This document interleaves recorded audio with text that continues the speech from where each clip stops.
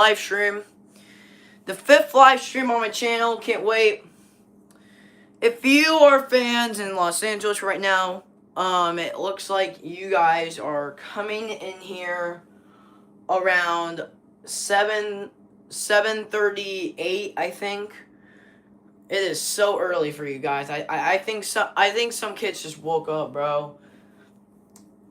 I think everybody in Los Angeles, a lot of people in Los Angeles just woke up right now. I just woke up like a couple minutes ago because I went to sleep till like 10 a.m., bro.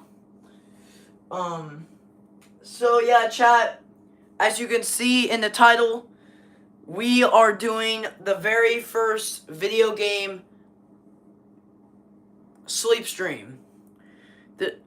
I don't know if this is the first time that YouTube has ever experienced this, or if I experienced this. This is the first time I experienced this, but I don't know if YouTube ever experienced this before, like a sleep stream. Well, so technically a sleep stream is like, it's a stream where you sleep, and yeah, that's basically it. IShowSpeed did it. He actually has some funny moments, so go check him out. He's kind of cool. And also, what I'm talking about is, I don't know if anybody experienced like a sleep stream, but on a video game channel or on a video game live stream.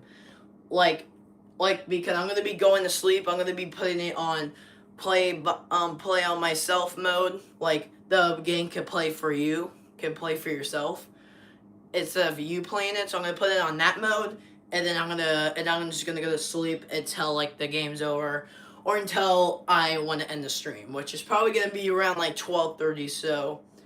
So yeah. Some people in the West Coast states, this stream will end around like 9:30 a.m. for you guys. So still a little bit early and still kids going to school. So yeah. Alright, anyways, chat, we're gonna do a game. We're gonna put a game on, and then we're gonna do it by itself. The game is gonna be, the games could probably be like 5 minutes, because I don't want it to be like 1 minute and then it goes all the way quick, and then I have to resume it, and I have to keep getting up from sleeping and resuming it. So I want you guys to comment right now, what matchup should I do? You guys have until 4 minutes to do that. So like 1 minute and a couple seconds to do that. Comment now. And comment 2 different teams too. And also I'll be doing a what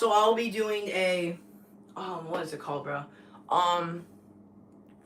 I will be doing a video on training camp today. And it's not going to be on my live stream. This time it's going to be it's going to be in my video categories. It's going to be in my actual video category. Alright, so you guys have until 4 minutes of this stream to pick what matchup I should do. If none of you comment, I'll just pick myself. I probably know one of the matchups, probably. It might be the matchup that's on your screen right now, actually. Because this one was pretty good. Not gonna lie, chat. So yeah, chat's good to be back. Good to be back for another live stream. Can't wait. I said yesterday that I might have an idea of doing a sleep stream, and here I am doing it. And then tomorrow I'll be doing another live stream. Tonight I'm not doing a live stream. Like, at night I'm not doing the live stream. Alright, you guys have 5 seconds. 5, 4, 3, 2, 1. Once again, chat, no one comments, so I will be picking the teams myself, chat. So let's pick the teams together, chat. Oh, look at this, bro. Chat, do you think we should do this back at the Seattle Seahawks Stadium? We're doing the Seahawks. I know we're doing the Seahawks, chat. We're 100% using the Seahawks. Oh, that probably could be a good one, chat. Oh, also, the game's gonna be Thursday Night Football theme, because today is Thursday, so it'll be Thursday Night Football theme. Also, another thing to announce, I was gonna announce this on my post page, but I think it'll be better if I announce it on stream. I'm not gonna be doing any more season videos. I might do more, but unfortunately for the 2025 NFL season, I'm not gonna be able to finish them all. Because, well, I can, but for one, it's 2 hours, And I don't want to be sitting around here looking at the video to see if it's good for like 2 hours. I already done that. And I was already pissed off by it. And 2, MLB season's coming up, and I already have a MLB channel, MLB The Show 24, and I'm doing MLB season videos, and you know the MLB plays like almost every single day. So yeah, chat. I'm gonna do the MLB one, but I promise. Oh, sorry, chat. Sorry about that, chat. But I promise next NFL season I will be doing all the game videos, including preseason videos. I'll do preseason videos, regular season videos, playoff videos, and including the Super Bowl. And including the 2026 Super Bowl. Actually, no, the 2026 season Super Bowl. The season. Because the Seahawks won in the 2025 season. Because it was 2025. Yeah. Yeah, you probably don't get it. I don't understand either. Alright, chat. We're doing the Seahawks. I know we're doing the Seahawks, chat. I know we're doing the Seahawks. How did I just pass the Seahawks? Oh, they're right. Bro, chat, why did I keep passing teams? This is stupid, chat. Alright, do you guys want to do Rams or Broncos? You know what, chat? I think we should do Broncos.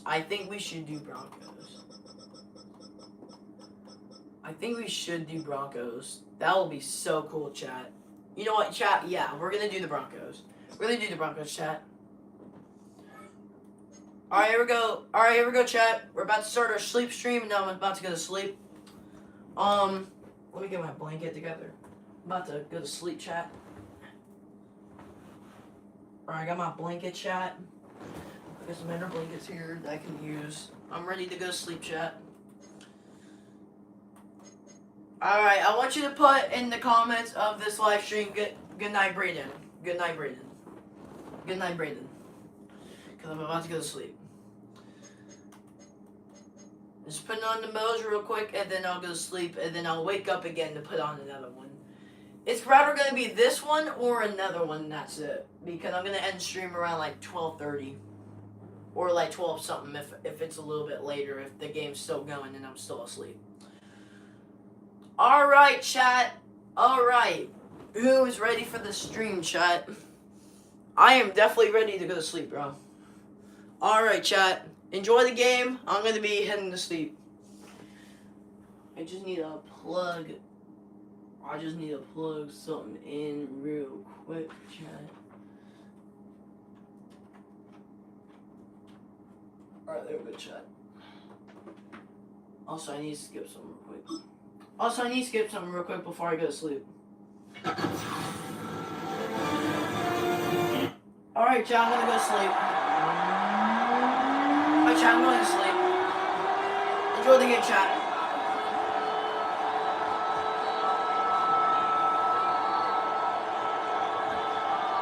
Alright, chat, good night.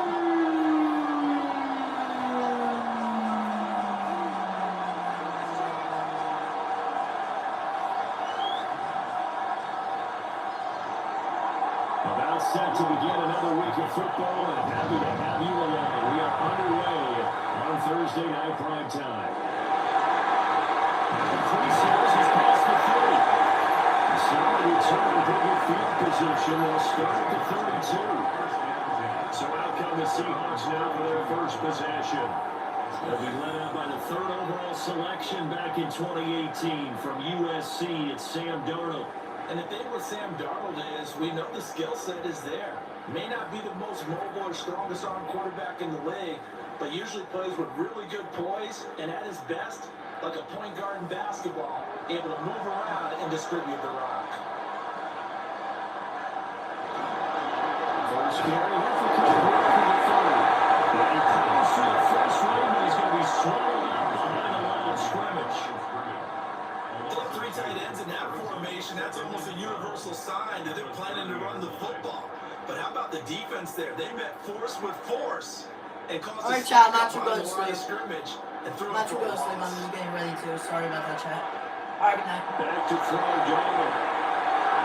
And that falls to the ground, incomplete. Nice job of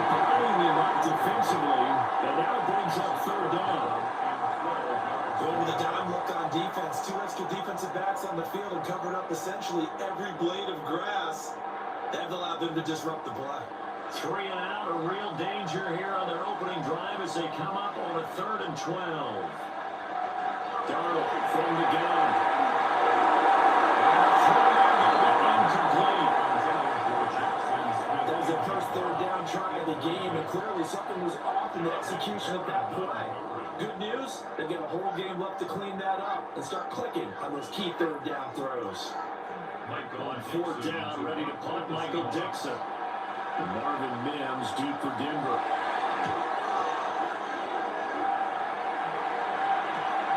This is forward at the 27.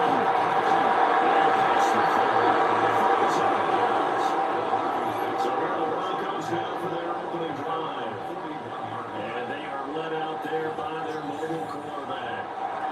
His ability to adjust on the fly is almost unmatched in the game right now because it leads to a couple of snaps per game where you just sit back and ask yourself, how did he pull that off? Opponents can practice and prepare each and every week all they want, but this guy, he is hard to corral. Good starting position for the Broncos here as they come up 1st and 10 at the 41-yard line. This is J.K. Dobbins. And he'll be brought down, losing yardage back at the 40. Officially, it's a 1-yard loss. That's going to bring up 2nd and 11.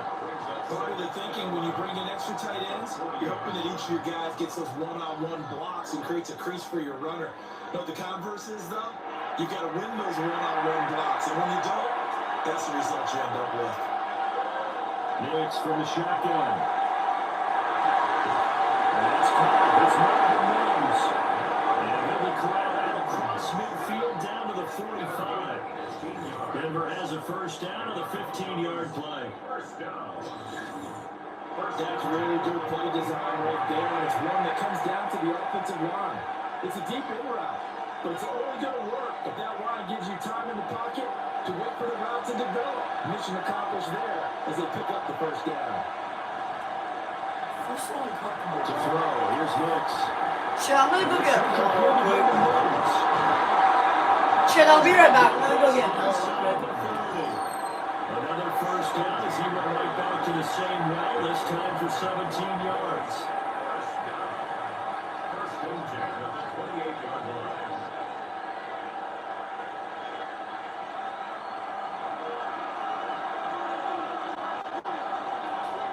Here's Nick.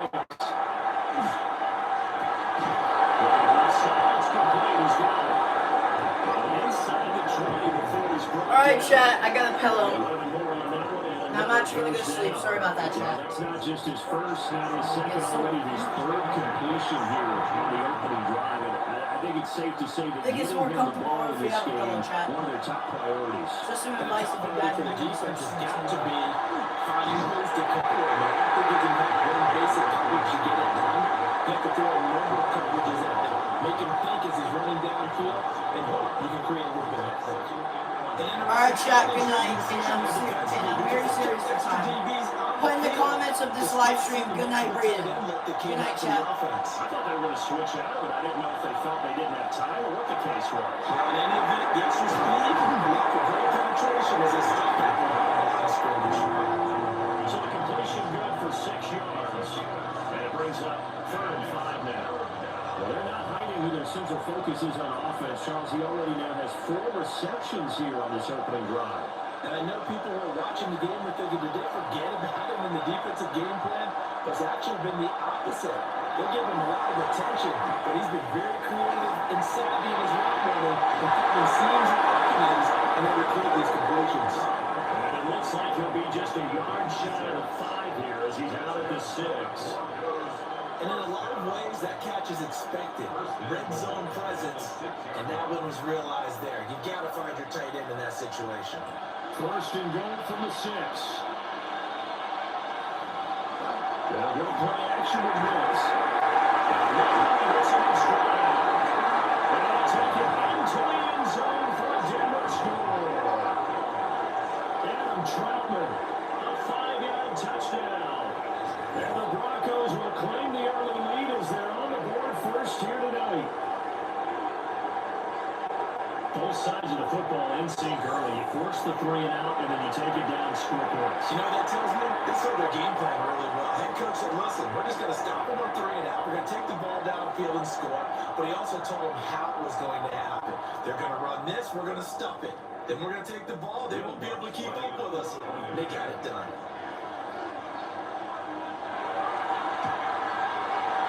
Let's get on the extra point. And that makes the score 7-0. So that drive takes him down the field in 8 plays. And the gadget play gets him into the end zone.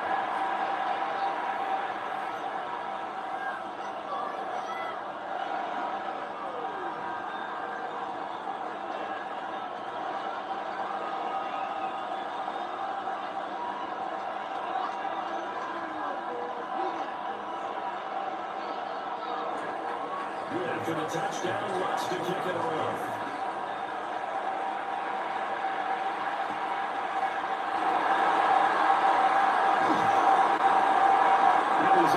The 25 and down at the 28. Seattle's offense coming back onto the field, ready for their second drive. And a 3 and out on that first drive. We'll see if they can do better here. They should have a better opportunity because the nerves should be settled now. That first series, everybody goes out a little extra emotion. So now they get a chance to go back out and say, okay, now we're into the game. Let's go play and play as best we can. You almost get a mulligan then on that first drive. Sometimes it absolutely serves that way. You get a second opportunity, nothing big happens, but then again, you don't commit any mistakes either. And getting down, but not before he takes it across the 40-yard line. A quick first down pickup. Good start after going 3 and out on their opening drive. Defensively, they were in the 3-4. Solid run up the middle. What made it successful? Well, what you have to do is control the nose guard, but sometimes you don't do it by blocking him. You do it by influencing him. Get him moving to one side or the other and hit him back on the opposite. He was unable to shoot free there. They'll cover him for a loss of a yard. As a defense, you're balanced when you're in zone coverage because you're able to keep your eyes on the quarterback and see the play develop in front of you. You're able to keep the quick pass in front of them and stop it right at the line of scrimmage. Looking at a 2nd and 11 now after the loss.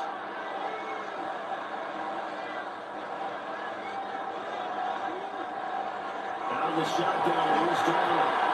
He's going to flip that out to the flat. It's complete. And he'll be taken down across the 50 at the 45 in enemy territory. After 7-0 on EA Sports.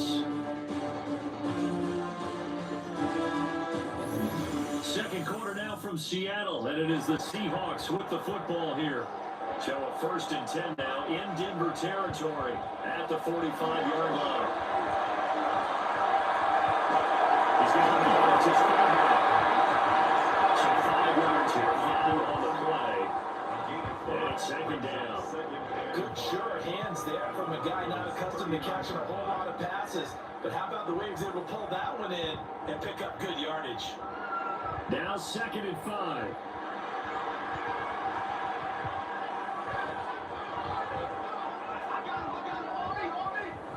A shotgun snap for Donald. The overshot and it's incomplete. That was a chance for the breakthrough. He's got a man running free, and you've got to be able to put that on him. But instead, led it too far, incomplete. They come up now 3rd and 5 following the incomplete pass. Here's Darnold.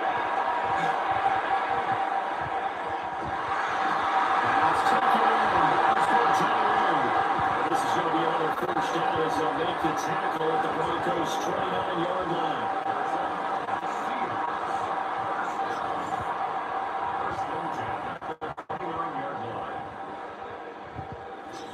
And that's well executed there on 3rd down, and I love the confidence that they had to let their tight end try and find some space in the middle of the field, right in their quarterback's line of vision. And QBs love to make that easy throw, and they hooked up there for a 1st down. Left side, he finds Smith and Jigba. They'll have it in the red zone before he crosses over out of bounds. 12 more yards there and another 1st down. What a drive this has been, just chewing up the yardage. And here's one of the best plays yet as they finally get down into the red zone and look to finish this off with 6. Walker now on 1st and 10.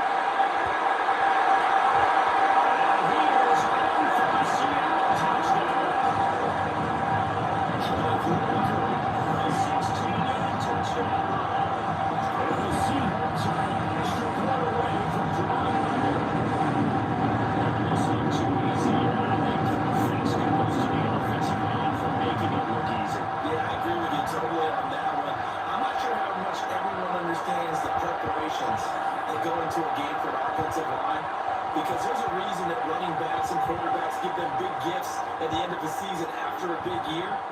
The consistency and the continuity it takes to know each other and execute their blocks is pretty impressive. Jason Myers now for the extra point. It's up and good. We're tied at 7 here in quarter number 2. So that drive goes 8 plays. And it was Kenneth Walker finishing things off with a touchdown run.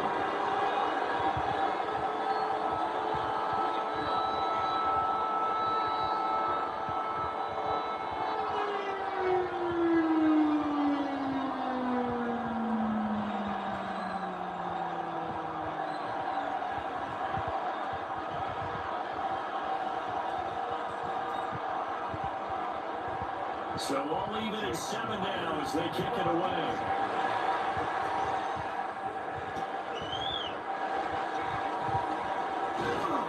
And able to get this out to the 25. Now is that quarterback with this offense to take over once more. He hit on all 6 of his passes on that opening drive, including the final throw for a touchdown. As his guys start here 1st and 10.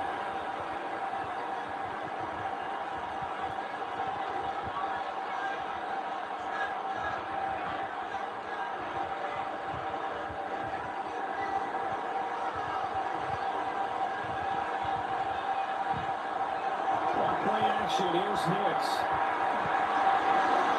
This one complete to his fullback down the backfield. Over the game of just a yard. And that'll make it 2nd down. Well, it's time for them to be good teammates right here. What I mean by that is possess the ball for a little while. Get at least 2 first downs. Give their defense a chance to settle down a little bit after they give up a touchdown. The last play got just a yard. Here's 2nd and 9 from the 26. A handoff running left is Dobbins.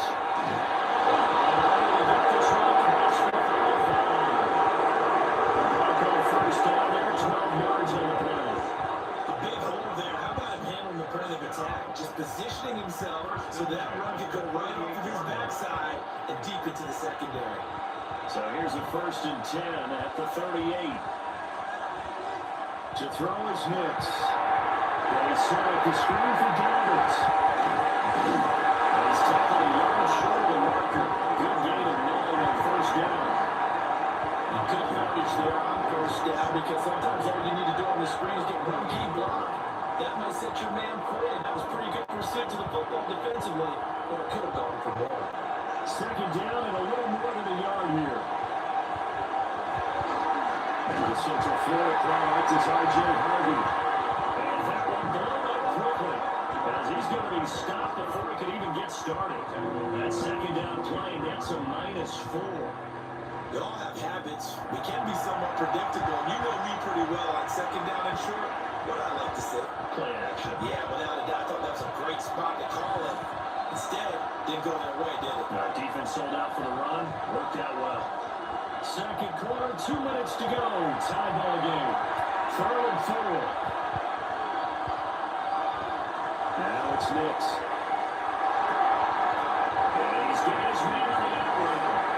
And he's able to get this one out closer to midfield across the 45. And that's going to be a tough one to explain when they get together and watch the game film, isn't it? I mean, they had the right call, had the out route. He's got to know where the 1st down sticks are. Yet he steps out of bounds that close. Not their best play.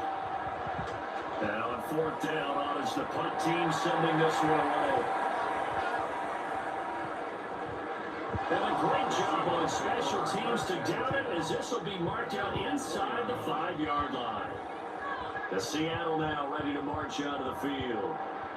That last drive, it was a good mix. Run, pass, defense on their toes. And what really helps out in a big way is when you're doing the run-pass mix and everything's working, that means that they're guessing wrong every time on defense. They think you're going to pass when you run and vice versa. I would continue that, and when they finally draw a beat on you, maybe mix it up a little bit with play action and tailback. And will they maintain that balance? Time to find out. Good coverage downfield now to him taking off, picking up the first down on a 13-yard run. There's a downside to everything, and the danger of man coverage is if you're locking down your target, you often turn your back to the quarterback and you don't see him. Sometimes you open up a big lane for him to hit you for big yardage, and that was an astute play by him to scramble out, see that lane, and button up for a first down. And he probably should have given that one off, as he's going to get hit and taken down behind the line. Well, he had success earlier in the drive keeping it himself. Not here, though. And sometimes when you have that kind of success, you can fall in love with the option a little bit too much and not give the defense credit for making adjustments themselves. And that play starts to lose its effectiveness. Smith and Jumbo to the ground. And the Broncos are going to find the first of their timeouts, as they stop it with 19 seconds to go, half number one. Brings up 3rd and 7.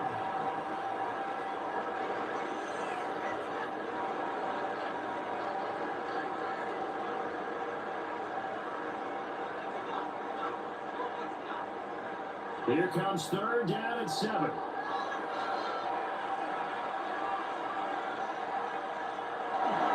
This time they stay on the ground. And this will be a Seahawks first down as he gets us up past the 30 to the 32.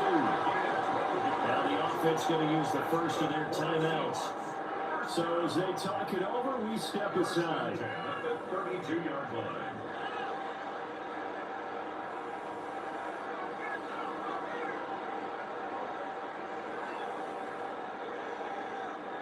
From the 32 now, here's 1st and 10. Now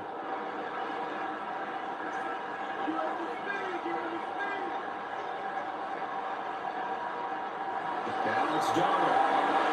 And it's a short one here, complete to the tight end. Now the Seahawks call the second of their 3 timeouts, as they stop it with 11 seconds remaining in this first half. Nice rhythm throw there on 1st down. He located his tight end, made a nice easy pitch and catch. Hoping he could break a tackle or two. Wasn't able to do that there, but still good yardage. Here's 2nd and 5 now from the 37. Darnold. Guys, that's working. And with just 4 seconds left in this first half, a timeout call.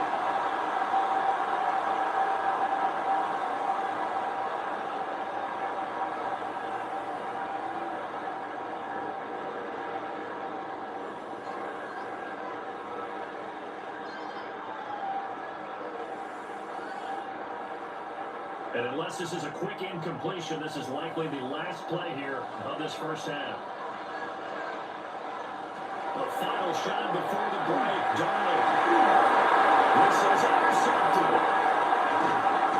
And he will be brought down on what will be the final play of this first half. All right, Brandon, thanks much. Scott Hansen here with an abridged version of the halftime report. Both offenses still trying to find their way. Tight, competitive game, though, as we are tied at the half. To find out who will come out on top, let's rejoin our broadcast team, Brandon Godden and Charles Davis.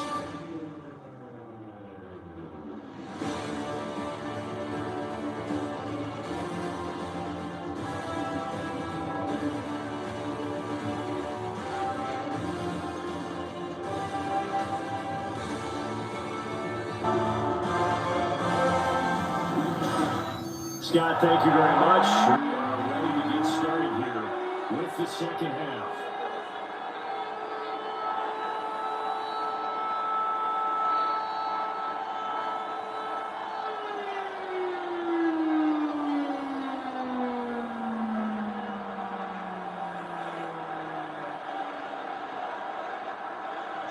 set and ready to go for the second half. One touchdown apiece, 7-7 our score.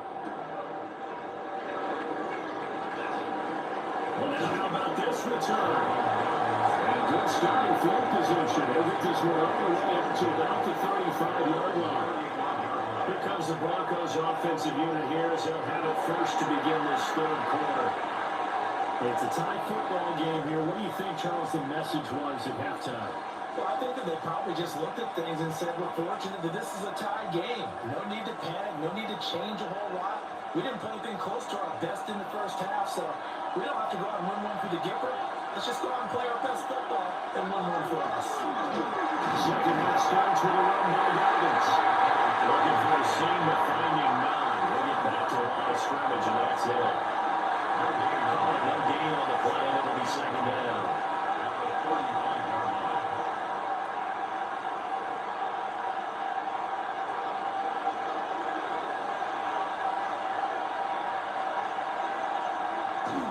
Off the play fake, Nix finds his tackle number, and he slips up past the 45 before being tackled. Now going for a gain of 11 and a Bronco first down. And what a nice example there of a tight end doing exactly what he needs to do. How about how he worked his way to the outside, made sure he secured the catch, and then anything after that, we count that as a bonus, and indeed, he gets enough for the first down. Off the play fake, here's Nix. This one into the hands of Ingram downfield. Well, he is tackled inside the 40, not quite to the 35. Back-to-back receptions for him, and it's another first down. A gain of 19 yards. First down, Denver. That was good protection there. No, that was great protection there because it allowed him to lock in on his receiver. Although I think he was looking for his tight end on the corner route all the way. Nice connection there for a really nice gain. On first and 10, it's Dobbins. And this time will be blown up. Well, worse yardage back at the 38. Call it a full 3 yards in the wrong direction there. Brings up second down. This defense is just flat getting after it. They've not given up much of anything in the run game. Case in point right there. So their task a little bit more difficult now. Second and 13 that they're walking up on. Throwing Nix. And this throw incomplete. The defender all over that time, but it's going to lead to third down. As this old brain remembers, when I see 5 wide receivers on the field as a defender, I know the ball's coming out high. They expected it and got there and popped it free. An incomplete pass on that last play, and that means they'll need to come up with something here on third down. Nix to the air. They'll try and do this himself.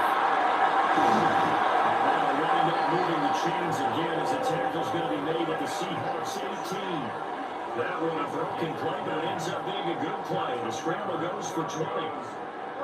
He's been patient this entire game, waiting for the perfect moment to surprise him with a quarterback keeper. There he catches him off guard and converts his first rush of the game into a first down. Gotta love that efficiency. He's got it. Touchdown. An 18-yard touchdown grab. And the Broncos have taken the lead as they go right down the field and score on the opening drive of the second half. Well, that connection, it looked like they maybe had some pre-play communication. Maybe one of them noticed an area that was open in the defense to get the pass to. When you put the time in, sometimes you have that great silent communication that you just noticed right there because the best quarterback receiver combos in the NFL, they know how to make those adjustments at the line of scrimmage when they see something pre-play, and they got it done there.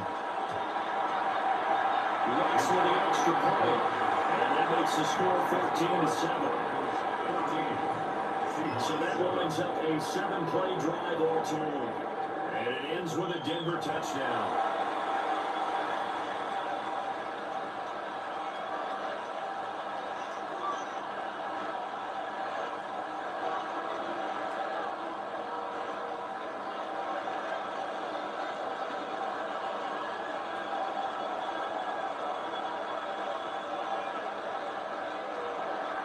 After the touchdown, wants to kick it off.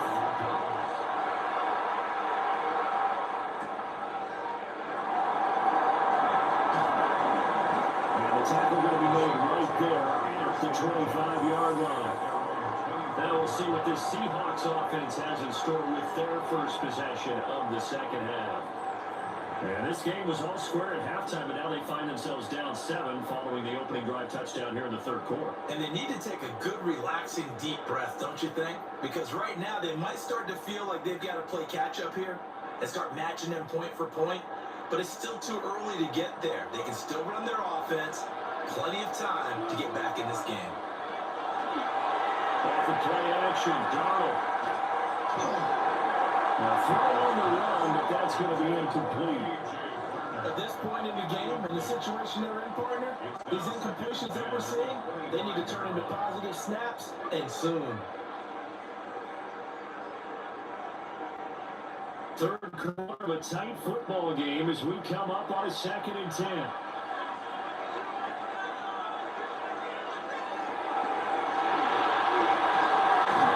Smith and Jigba holding it on the outrun. And he gets this up to the 34 out of bounds there. 9 yards, not quite enough, and they'll be left now with 3rd and 1. So they just need 1 yard here to pick up the first down. Throwing quickly down, and that's complete. And he's going to have a Seahawks first down. At least it would appear that way. He didn't get it by much, but yes, they do get the conversion on 3rd and 1. That time the conversion comes courtesy of the RPO. And know what it did? It moved the sticks. Nice pickup on 3rd down.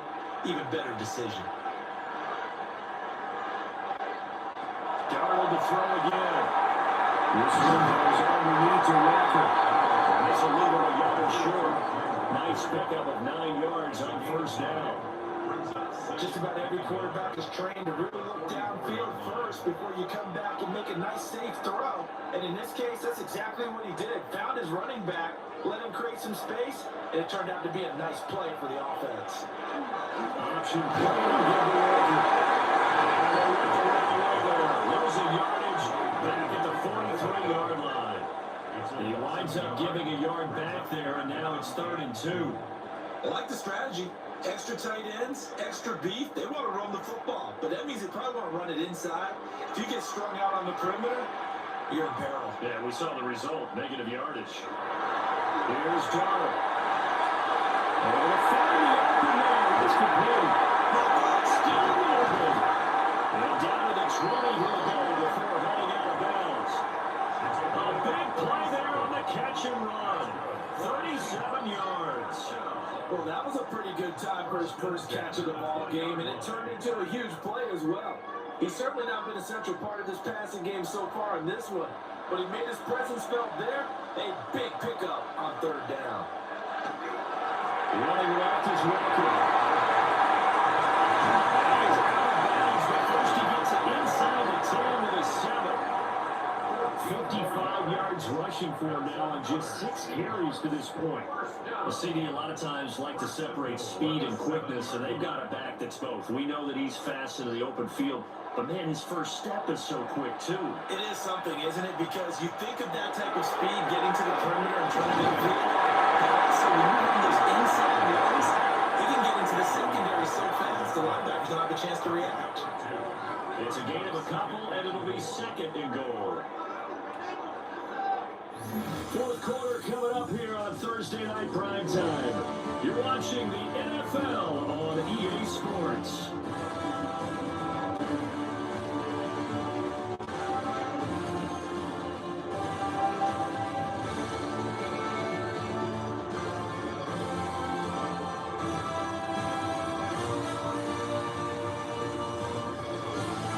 Back now in Seattle, Washington.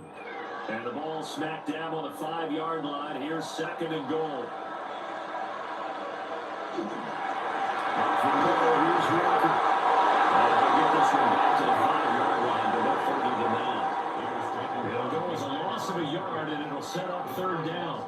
The short field shrinks even more with the type of bodies they brought in on that play. Those extra tight ends, they weren't able to secure their blocks, and that one ended up going backwards. 3rd and goal. And keep in mind, very possibly 4-down territory. Back to throw Darnold.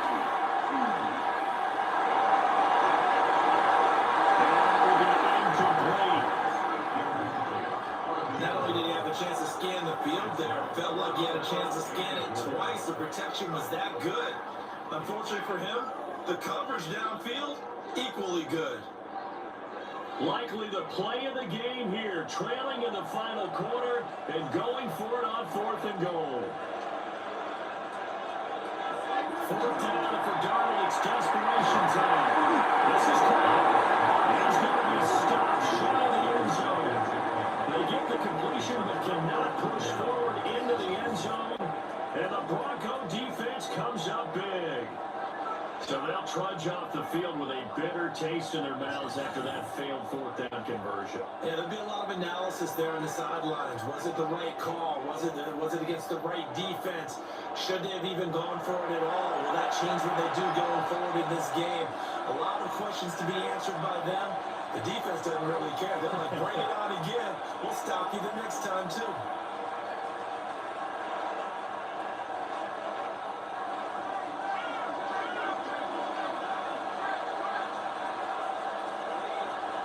To throw from his end zone. Nix. The carry is complete. And he'll be out of bounds past the 10-yard line. So the completion results there in 9 yards. And that'll give him a short yardage situation here for 2nd down.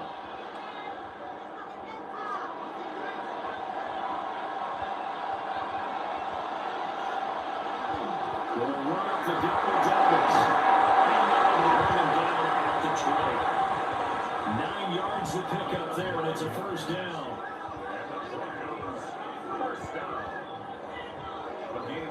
And this is exactly what you're looking to do offensively. If you can start stringing some runs together like this, you'll keep churning out 1st downs, and that's going to put you in a great position to carry this one home.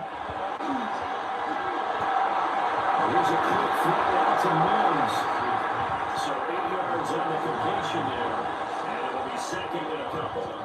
They like going to him in the slot. Catches another one. I think this comes under the heading of until they stop him, why not go back to him? He has something going really well. Great working relationship with the guy throwing the ball, and they keep making the connection. A give up the middle to Dallas. And they'll get it up to the 34-yard line. A gain of 5, good enough for the 1st down. But they didn't accomplish their goal. They didn't get a stop there, give up another 1st down. They have all 3 timeouts in their pocket. I think defensively, you got to start thinking about using them here. I was just going to ask you, at what point you think now's the go time? I think now's the go time. I don't think you sit back and wait because they can take a lot of time off the clock between plays and run 3 to 4 and really put you in this spot. Well, the Seahawks going to use the first of their timeouts. And as the 2 teams talk it over on their respective sidelines, we take a break.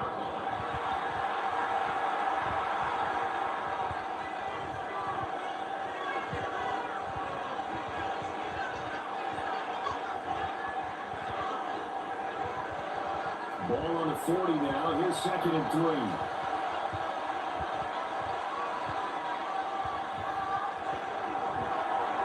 They'll let the QB keep it here off the option. Scoring running there as he's across midfield and down to the 49. Now the Seahawks call the 2nd of their 3 timeouts. And as the 2 teams talk it over on their respective sidelines, we take a break.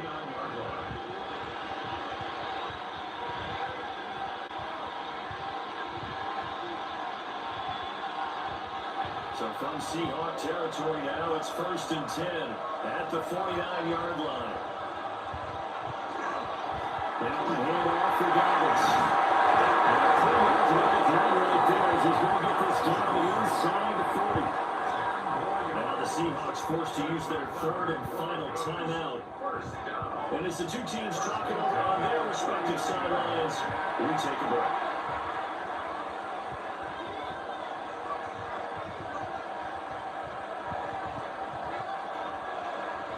So from the 39 now, they'll come up on a 1st and 10.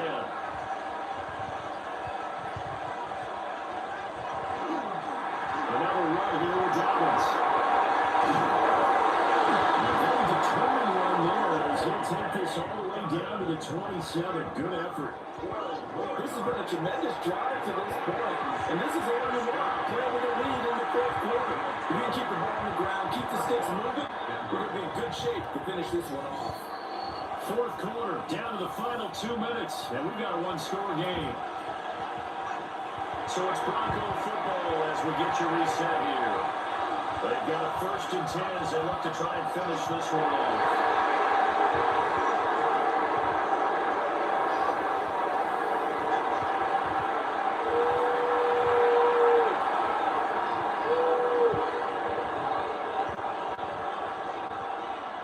If nothing else, they've already taken a couple minutes off the clock here already as they come up 2nd down. Now it looks like he'll throw here. He'll connect on the arm rather than in one. Sometimes we can get fooled when we watch him make catches as we just saw him do there because he really looks like a wide receiver the way he goes about his business. Yeah, 230, 240 range. Yeah, not super huge. Maybe not counted on to be that inline point-of-attack blocker that we used to have in the good old days. But you can flex him out. You can run wide receiver routes with him. You can make him a primary target. And that's how he'll show the defense.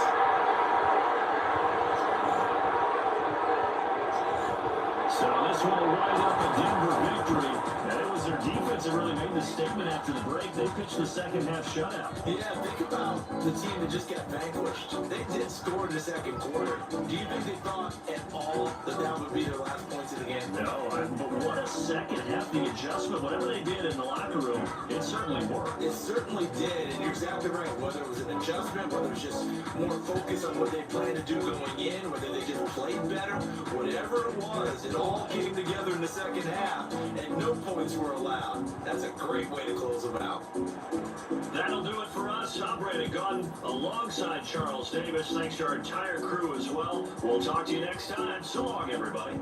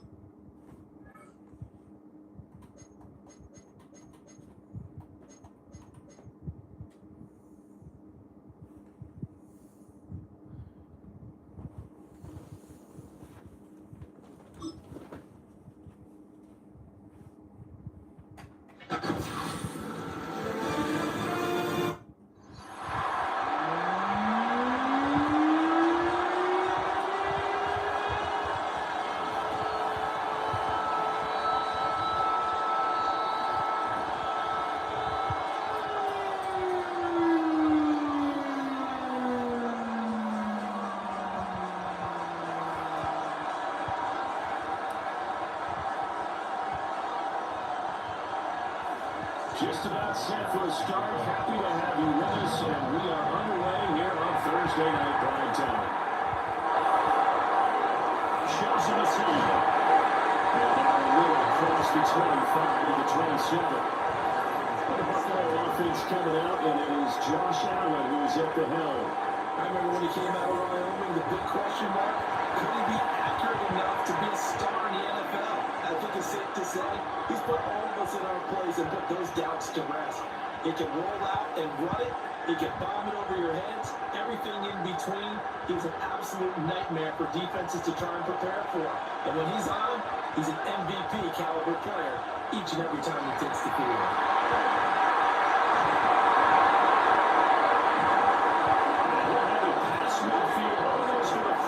Before being taken down. That could start a 30-yard pickup on their first play from scrimmage.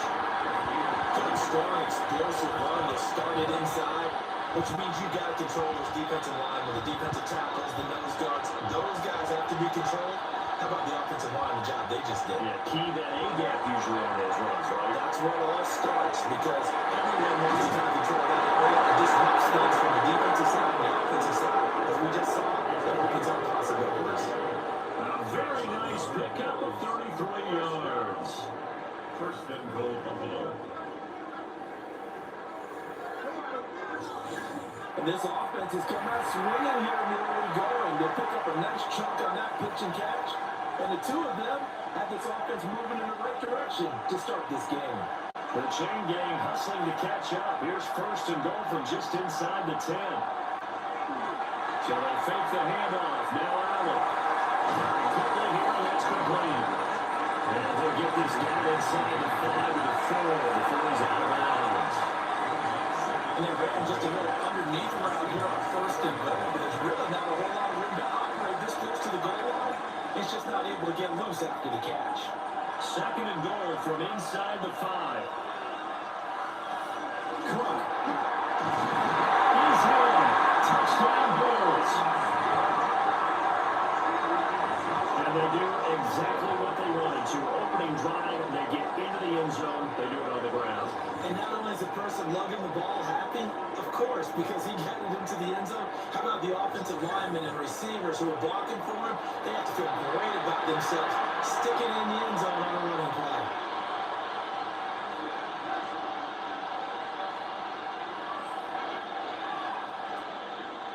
Tyler Bass on for the extra point attempt. And it's 7-0 Buffalo. So that drive of 4 plays. And it was James Cook capping all of that off with a touchdown run.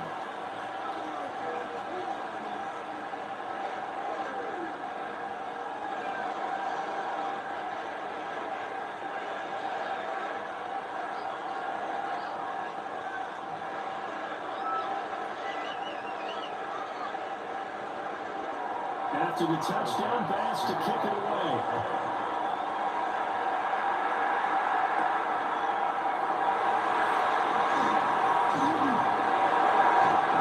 Return to the field position and start at the 32.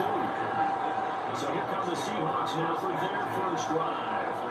Under center will be the Southern California native standing at 6'4", Sam Darnold. You want to talk about a driven player, partner.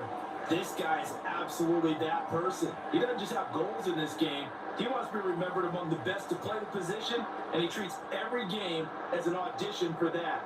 It's a lofty goal to set for yourself, but we've seen his drive lead to some impressive games from him. Perhaps another one is in store today.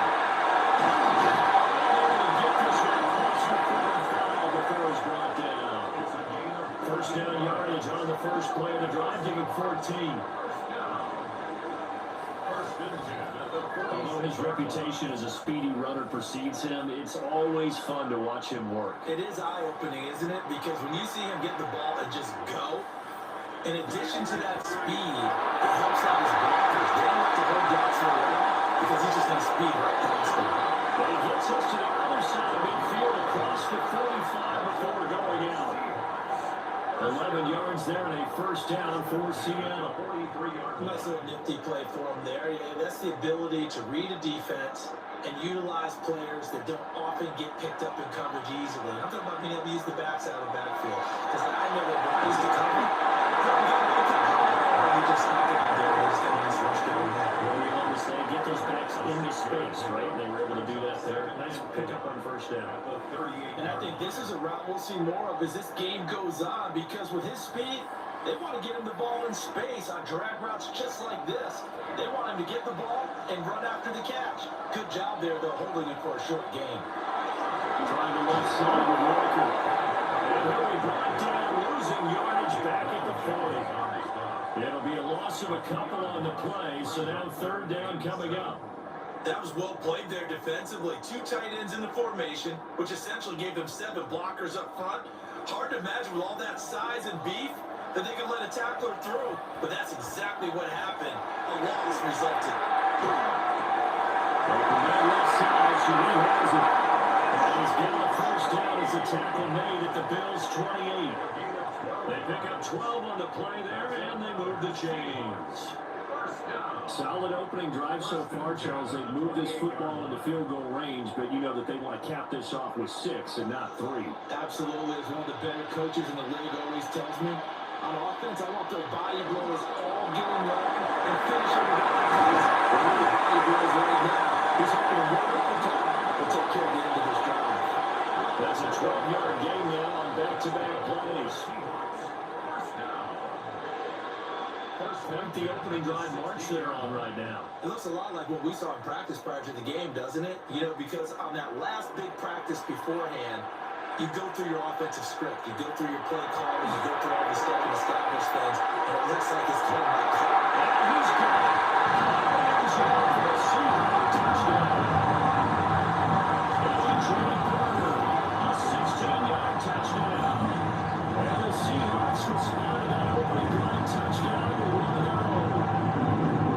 And the QB rating right now sky high, 4 for 4 on that opening drive, and it ends with a touchdown pass. Yeah, I don't know quite how to figure it out. I think I need my friends from MIT to come in and help me. I think 158.3 is the number one. Yeah, that's right. That's the highest you can get. That's where he is. He'd like to continue on that pace. Jason Myers now for the extra point.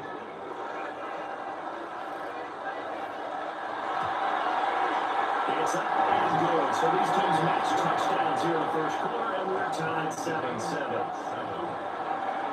So that drive 7 plays in length. And the Seahawks capping it off with a touchdown.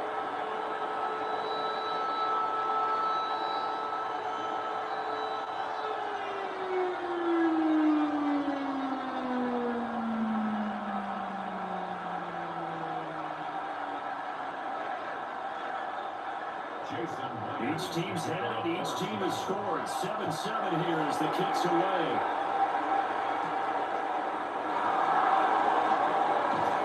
And up to about the 26-yard line, just across the 25. So here come the Bills out for their second drive. This drive here beginning probably with a pair of motivated groups. Remember, the offense scored a touchdown. The last time I look and repeat that in Charles's defense, they were very frustrated after giving up 6 the last time on the field. And frankly, it's just a battle of wills in a lot of ways because you know they're both motivated, they both game plan for this drive, and they both have specific outcomes in mind. To me, it just comes down to who can execute better and which side can step up and assert its will over the other. His throw is incomplete. Even the greats in this game, and he certainly qualifies as one of them, they're going to have trouble if they continue to throw into double coverage. He better be careful. Throwing in too much double coverage might have a couple of them picked off. 2nd and 10.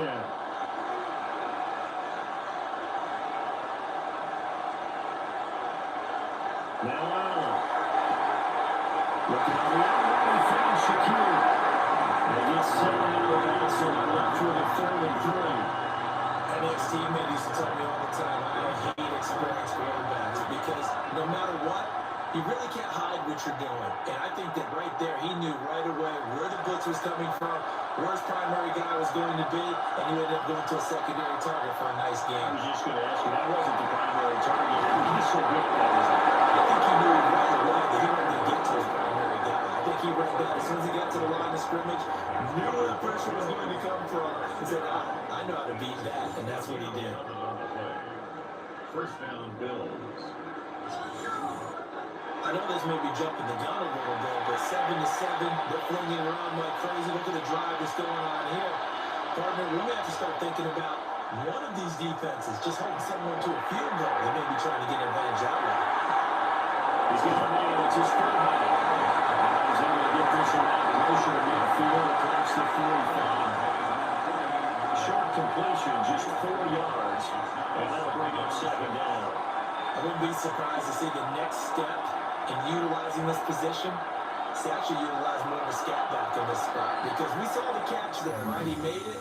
He's a bigger, stronger guy. Maybe not quite as elusive as maybe someone else should have put. Yeah, didn't get the big yardage there. You might have a smaller back.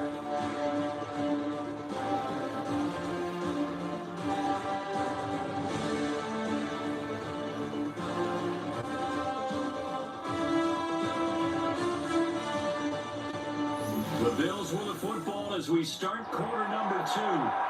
As they are looking at a 2nd down and 6 coming up.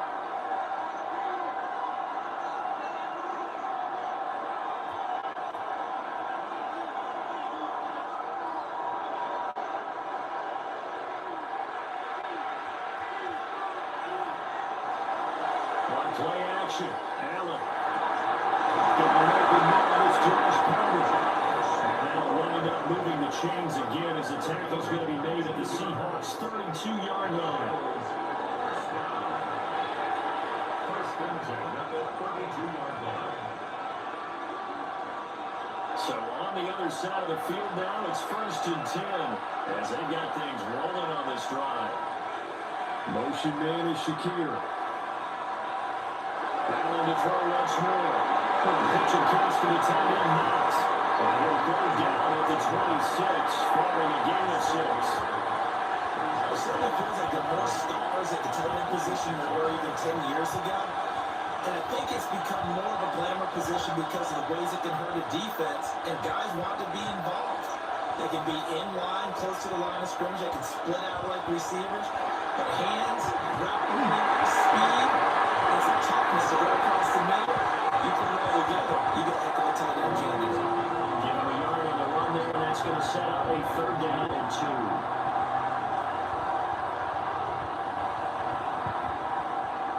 They'll come to the line, needing only 2 yards to gain the first here. Here's Allen to throw it. Now he's caught. He'll take it into the end zone for a Buffalo touchdown.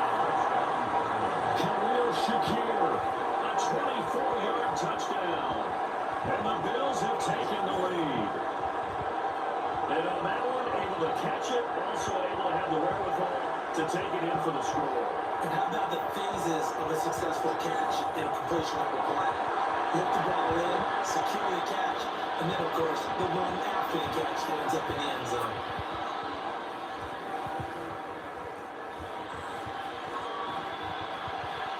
Here's Bass now for the extra point.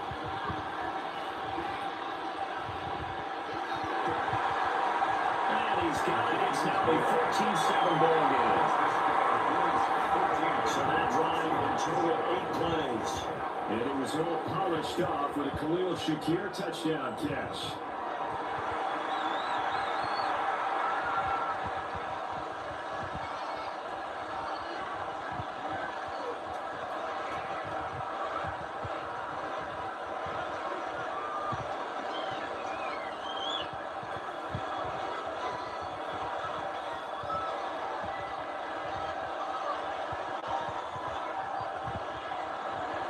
After the touchdown, Bass to kick it away.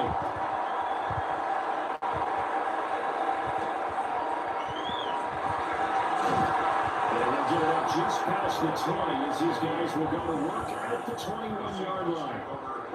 Sam Darnold going to lead his offense back out. He was 4-4 on that opening drive, including the touchdown pass, as he'll try again here to duplicate that success, starting with a 1st down.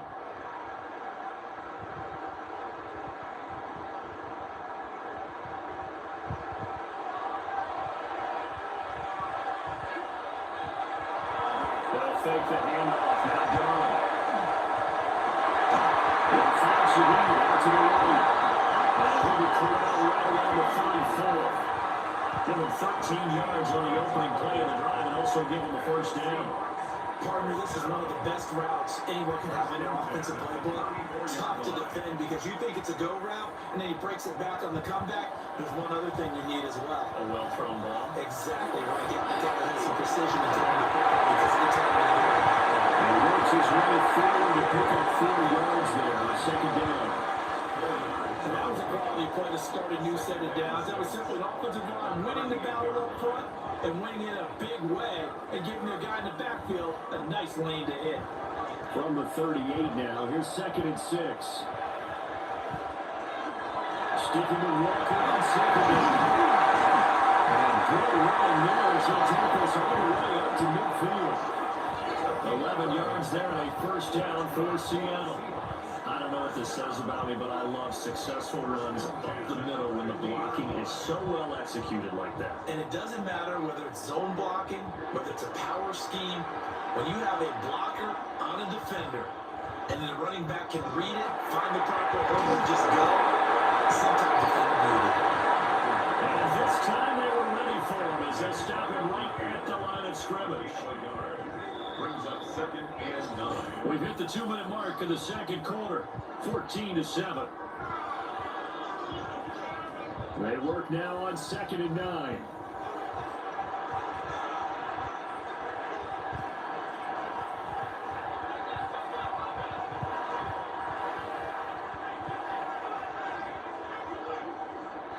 From the 50, it's Darnold. They'll get this complete to the tight end Bowman.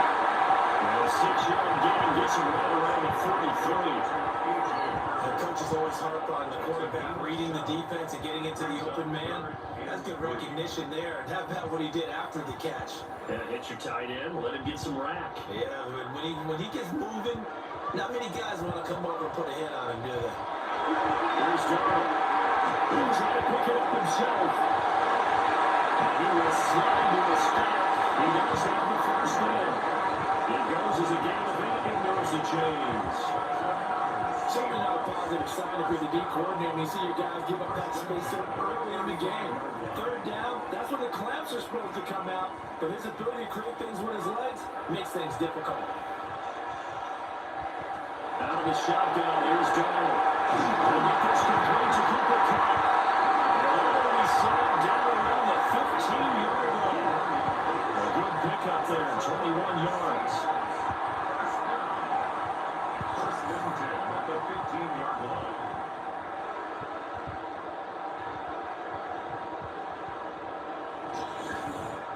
But this has been a nice answer to the touchdown drive against them a few minutes ago because they've come out and reestablished the tempo. A nice throw there, and they're putting together a very strong drive as a response. And Richard quickly as he stopped right around the 13. Now the Seahawks going to use the first of their timeouts as they'll stop it with 40 seconds remaining in this 1st half.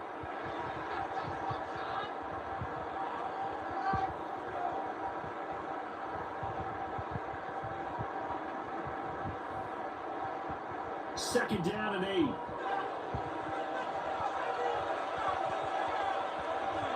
Now Darnold. Now he'll take this and run. They'll wind up getting 4 there on his own, but will leave him now in a 3rd down situation. Now the Seahawks call the 2nd of their 3 timeouts. So that means they're down to 1 remaining here as we head toward halftime.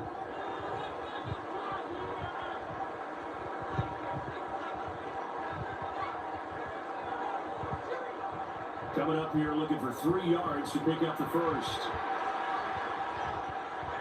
From the gun on 3rd down, here's Darnold. It's handled by Kupp. And the Seahawks are going to have 1st and goal as they try to finish off this drive with 6 points. Now a stoppage here as we've got a bill shaken up on the play. Hopefully, obviously nothing serious here. Medical staff, though, going to take a peek, and we'll take a break.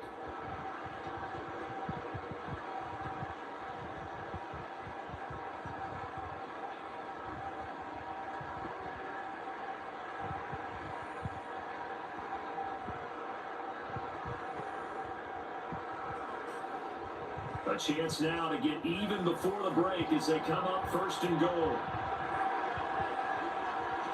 Now it's Darnold.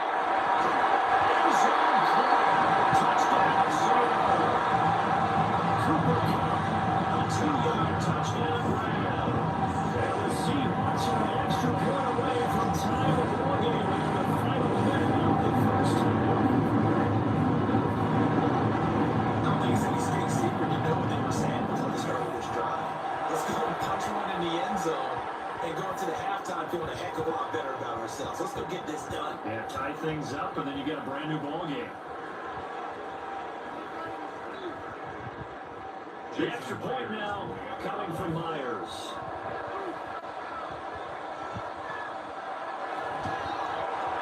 And we've got a good one going. Now up at 14. A pretty long drive that time. 11 plays all told. And it ends with Cooper Kupp on the receiving end of the touchdown pass.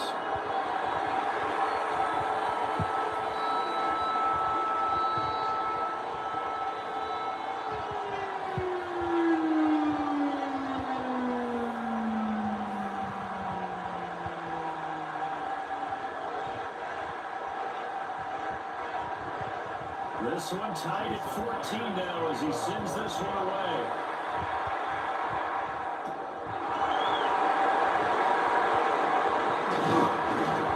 And able to take it past the 25 and up to the 28-yard line. The Bills offense now for one final time in this first half. And with time quickly fading here in the second quarter, not sure how aggressively, offensively they want to play this. I think we'll find out just how much they trust their guys in this situation if they decide to take a shot.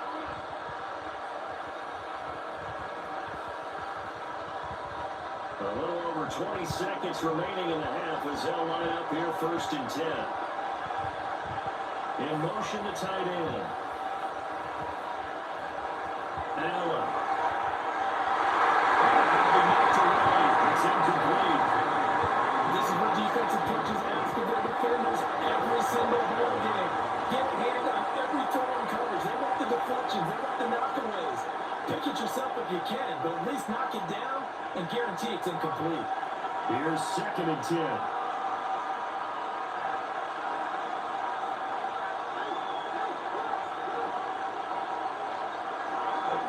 Not wanting to take a chance this time. They'll keep it on the ground. And he's going to have a Bills first time as he's able to get this up past the 40.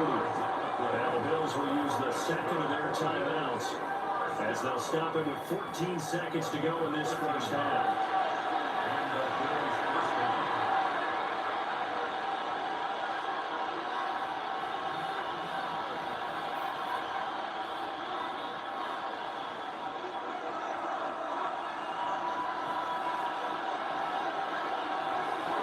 Throwing now is Allen.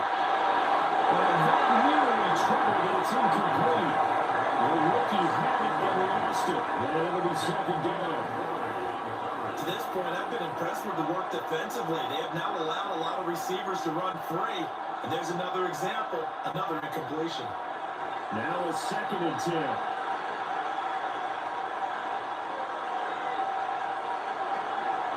Play action. Now it's Allen. Now the incomplete. 9 seconds now showing on the clock. You could have scanned downfield forever, but there wasn't anything available. Ends up throwing an incompletion, and I think he'll take that. So back-to-back incompletions, and that has him staring at a third and 10.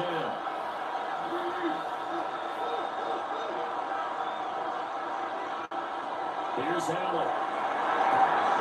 He's got his target. That's complete.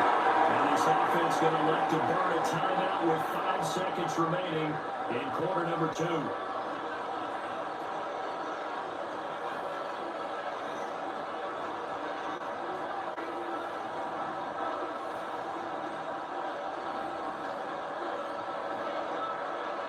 Now with 5 seconds left, not really enough time to run another play and then stop it. So on comes the field goal unit. So this will be spotted on the midfield logo. It's a 58-yard attempt. It's leaking to the right, and he missed it by a foot or two. It's no good. And this game will remain tied here in quarter number 2. Well, Brandon, anything beyond 50, you start rolling the dice a bit. And once you get up around 57, 58 yards, the chances of making it go down dramatically. And sure enough, this one winds up no good.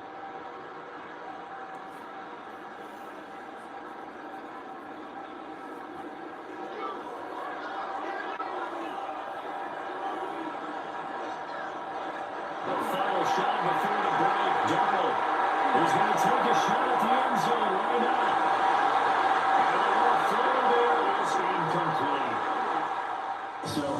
is upon us on Thursday night prime time. We go off to Orlando and Scott Hansen for our halftime report.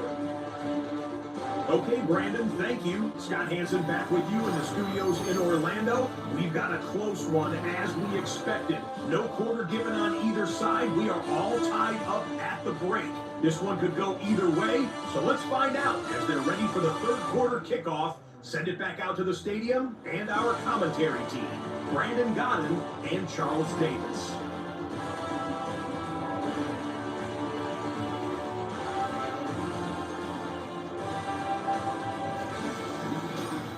All right, Scott, thanks very much. And we welcome all of you back here on EA Sports for quarter number 3.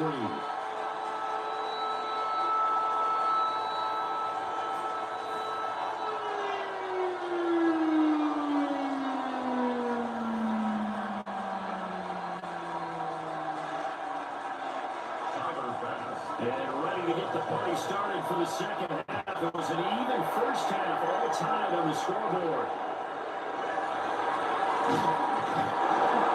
And we'll go down as this drive will start at the 25-yard line. The Seahawk offense set to go to begin this third quarter.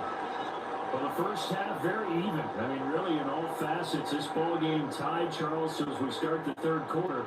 Curious to see what the second half brings us. Certainly am. I'm with you on that one. And we all know a lot of coaches from the NFL all the way down to the Pee Wee level.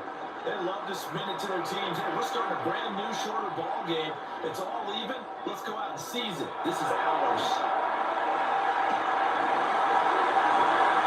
And it's a short one here. Complete to his tight end. And he'll be out of bounds across the 30-yard line. And that's good for a gain of 6. And that's going to bring up second down. Not a big window to throw. Coverage wasn't too bad there. Yeah, they had him under wraps pretty well, but somehow able to muscle his way open and catch the ball. Off the middle they run. It's Walker. And running room scarce here. He's going to be stopped in his tracks at the line of scrimmage. Call it no gain that time as it's going to leave him with a third and about 3 to go.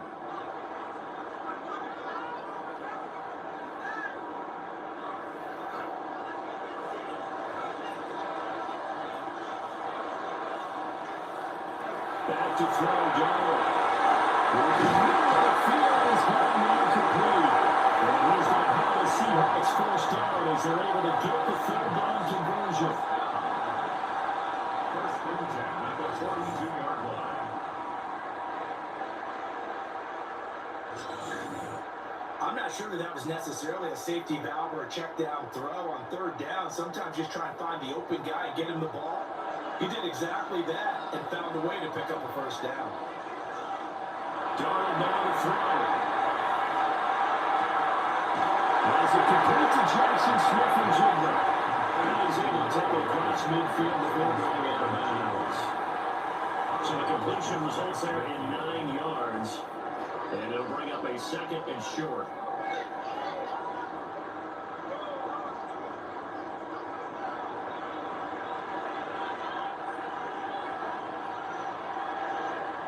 Here's Darnold.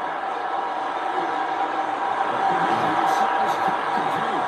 And he's got this down to the 35. It's a first down, his 4th catch of the game after having 3 in the first half. Boy, everything clicking on this drive. He's 4 for 4 now, and that throw, maybe the best of the bunch. This offense is really humming, and they pick up another first down.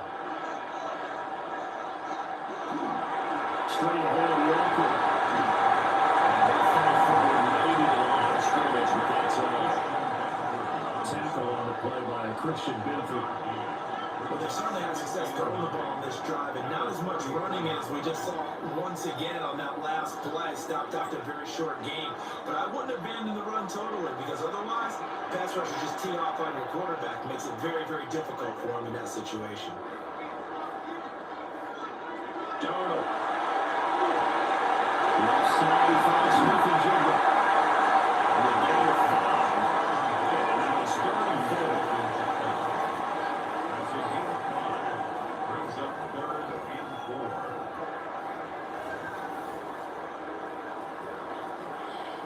In search of 4 yards here to pick up the first down. To throw is Darnold. He will not be able to hang on to the contact. It's incomplete. The coverage strong, and now it's 4th down. To give you an idea of how accurate he's been throwing the football, we're in the second half. That's just his second incompletion. Well, if he's that locked in, that means everyone's locked in, because to me it's like throwing a no-hitter in baseball. The pitcher may get the credit, a lot of people making plays behind him in the field. Myers' kick is good. And they take a 17-14 lead. Well, they don't get a touchdown here in the opening drive of the third quarter, but I think maybe it's just a mission accomplished as they come away with the lead. No, absolutely. You keep the pressure on, right? You go downfield, get some points up on the board, and hope that you've motivated your defense to take the field and hold that lead.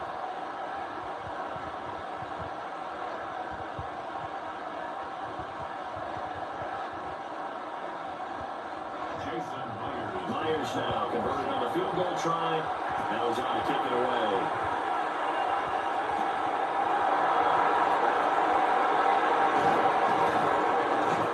And then we're running them down a couple of yards shy of the 30. So here's the Bills offense. Now they get ready for their first possession of the second half. And they find themselves down on the scoreboard following the field goal a moment ago. And I think even though they're trailing the game now, I would consider that a win for their defense. And that's probably what they're telling the offense when they get to the bench. Hey, the onus is on you guys now. Get back out there and get us the lead back. Allen and the Bills now with a 1st and 10 at their own 28-yard line. Beginning with Sims with a handoff to Cook. And they'll stretch out a yard up to the 30, and that's all. Well, any lane that might have been open there was closed pretty quickly. And that's because the defensive front, they run that battle at the point of attack at the line of scrimmage. They used great leverage, held their spot, and stacked him up.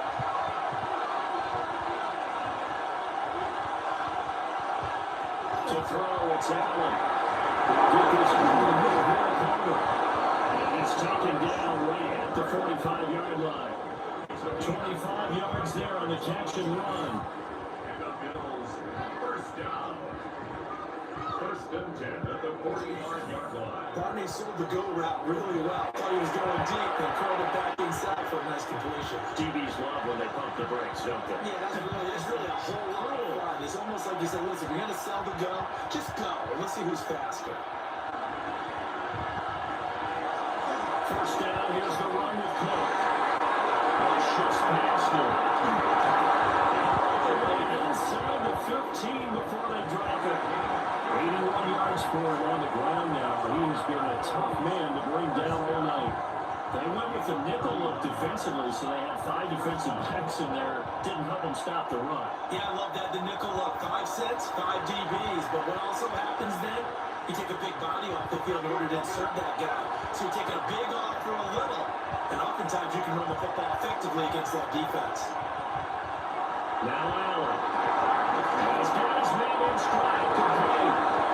And the Bills are looking at 1st and goal as he's tackled all the way down at the 2-yard line. It's all pretty simple sometimes, isn't it? Go where the defenders are not, and he does exactly that. Makes a nice catch to move the chains. Defense, got to find a better way of accounting for the shorter routes that are being run against them. Cook. Diving for the end zone. He'll get there. Touchdown. So a very strong first drive in the second half, Charles, as they turn that halftime deficit into a third quarter lead. And they were pretty purposeful there, weren't they? Measured in their approach. But boy, they executed awfully well, moving the ball down the field.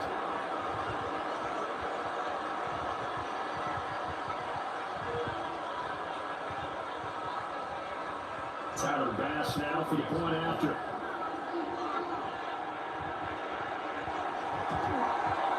It's been good to make it 21-17. The drive summary that time 5 plays. And it was James Cook capping all of that off with a touchdown run.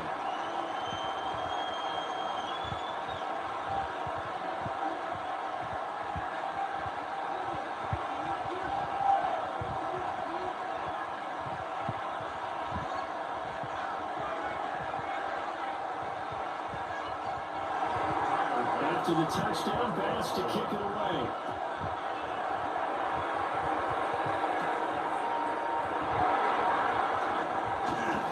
And he will be taken down here on the return on what will wind up being the final play of this third quarter. Fourth quarter coming up here on Thursday Night Prime Time.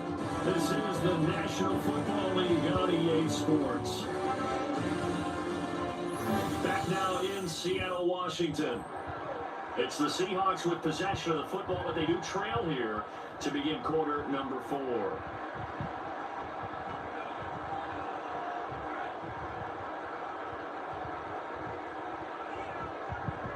Coming to the line here to begin their next drive, the Seahawks offense. And they will be looking to answer the touchdown their defense just surrendered.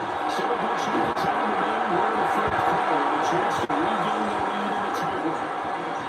The result, only 4 yards there on the play. And it'll be second down.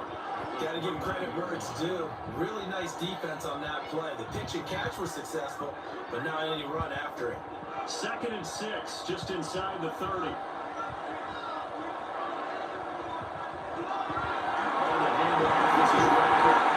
This will be the Seahawks' first down as the tackle made here at the 36. It was a good, nice, crisp run for a first down. I wonder if the defense might have been loosened up a little bit, maybe anticipating a pass instead of the run that they got. So from the 36 now, 1st and 10.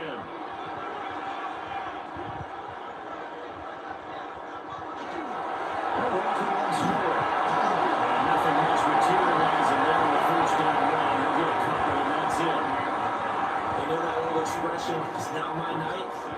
It hasn't been his so far. I don't know if the legs are a little bit heavy. Sometimes having to hang out all day and play doesn't exactly play to your advantage, but it's been a tough go for him. And every time he looks up, somebody's there defensively. That was the same case on that play.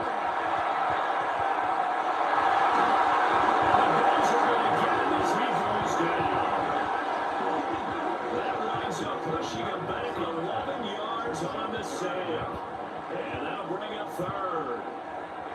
Okay, I'm not sure you could actually draw a better pass rush than that one right there.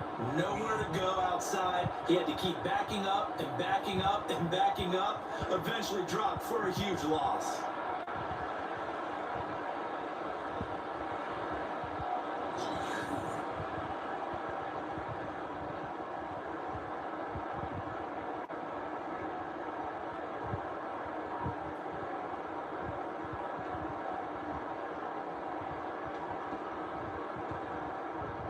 Possibly a turning point. Big play coming. This is 3rd and long. They'll set up the throw. They'll find the open man. That's complete. And they'll be past midfield almost to the 40 before being taken down. 3rd and 19, no problem as they're able to convert. 1st and 10 at the 42-yard line. Well, as my dad would say sometimes, I'm just scratching my head here trying to figure out what was going on there defensively. How did you lose him in the middle of the field? If you're going to lose a receiver, make sure it's someone on the short side of things, not deep downfield, that can hurt your defense. For play action, Darnold. This one complete to his fullback down the backfield. So nearly 5 yards there on the pitch and catch. And it's 2nd down. Well, this has certainly been a nice drive with the way they've spread the football around. Here, they even get the fullback involved in the passing game. That's got to cause a lot of consternation on the defensive side. You got to cover him, too. That makes things really difficult. And Shaheed going to go in motion. Throwing again on 2nd down. Darnold. And he's got a first down as a tackle made at the Bills' 24-yard line. That's another Seahawks first down. 4th quarter, down to the final 2 minutes, and we've got a one-score game. So it's Seahawk football as we march toward a conclusion. They come up on a 1st and 10, desperately needing a score here on what could be their final drive. Darnold to throw. Now he'll take it underneath to his running back complete. And again,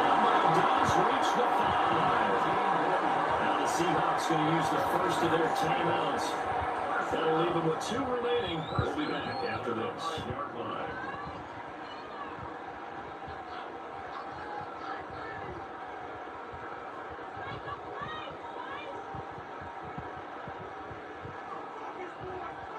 Now 1st and goal.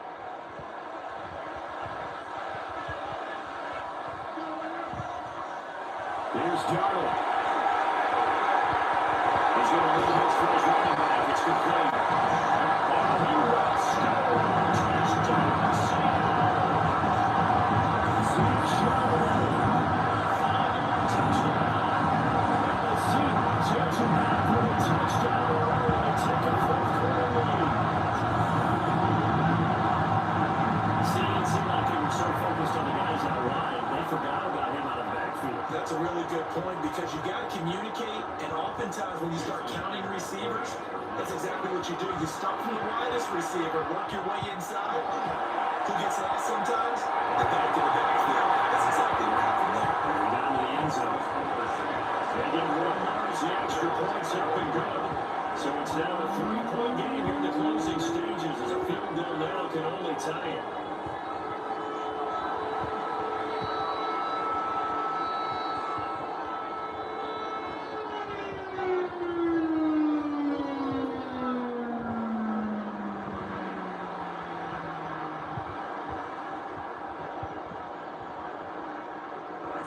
After the touchdown, here's Myers to boot it away.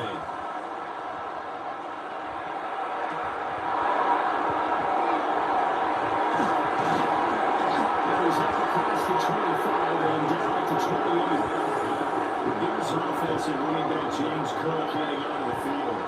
And he has put in a full game's work and then some. Just an incredible performance on the ground to this point in the 4th quarter.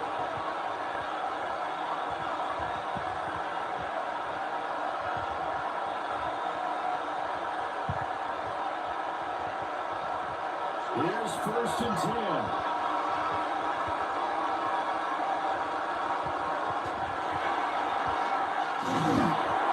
He runs straight into a row of tacklers at the line of scrimmage. It's 2nd down.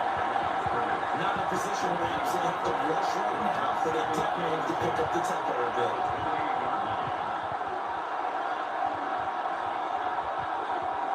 Here comes 2nd down. Here's Allen. Into the hands of Cooks. Now the Bills are going to use the first of their timeouts, as they'll get a chance to talk it over after picking up the 1st down. A gain of 21 yards. 1st down, Bills.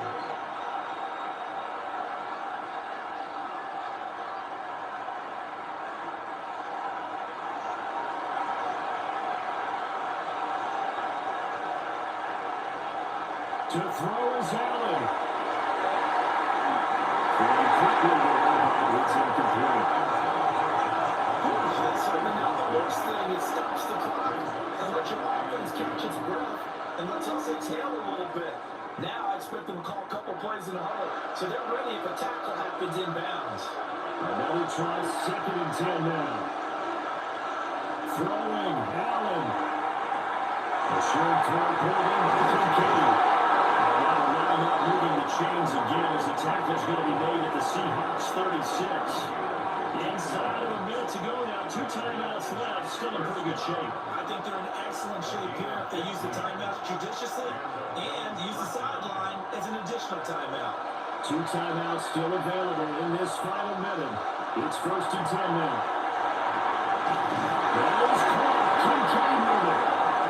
And the Bills will use the 2nd of their timeouts, as a stepper with just over 40 seconds to go in the game. Bills. 1st down. 34-yard gain on play. 1st down, Buffalo.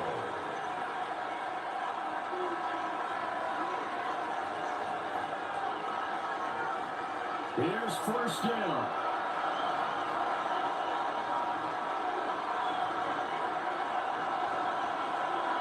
Allen.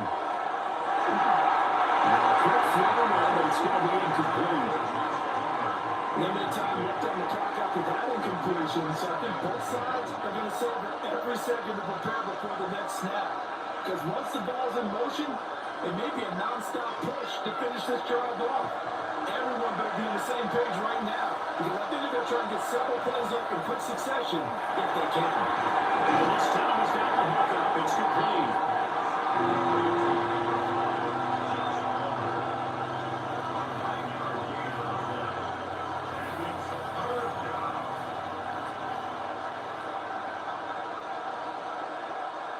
No tougher place to be in a spot like this than Seattle.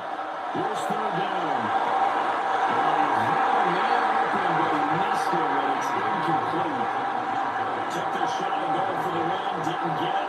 Now bring on the field goal unit, tie this thing. It's the right call. I truly believe that. But if I'm on defense, I'm also staying a little loose here in case they want to be really aggressive and fake it.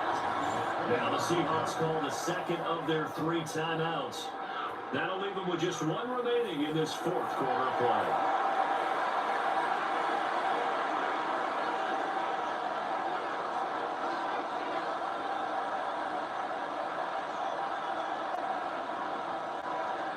And I believe the referee's been buzzed. Yeah, they want to take another look at this call, and it's certainly a big one here late in a tight game.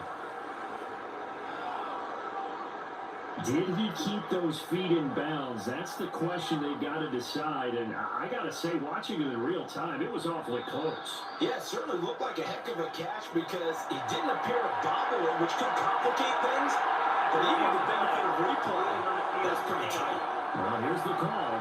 So the folks in New York just going to wind up confirming what the official saw as this play will stand as is.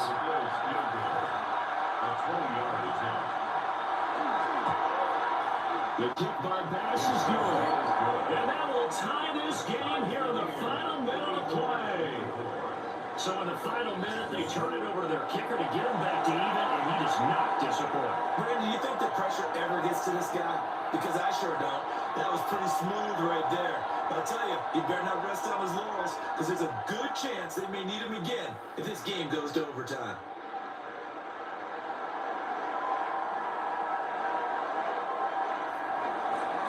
This one all we could have asked for. All tied, final minute as the kick's away here.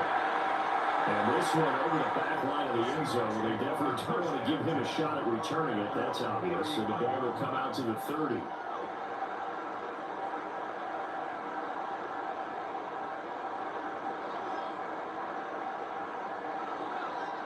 They'll come up 1st and 10 here.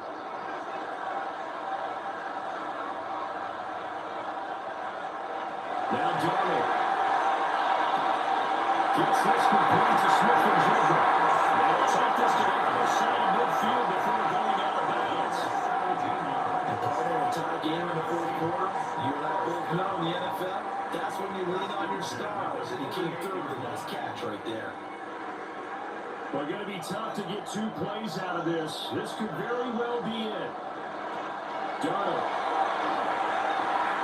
Here we go. Let's to avoid overtime. That is incomplete. 4 quarters not enough. We're all even, and to overtime we go. How much fun is this for everyone who's watching the game? How much fun is it for us to see this one get an extra period to get settled?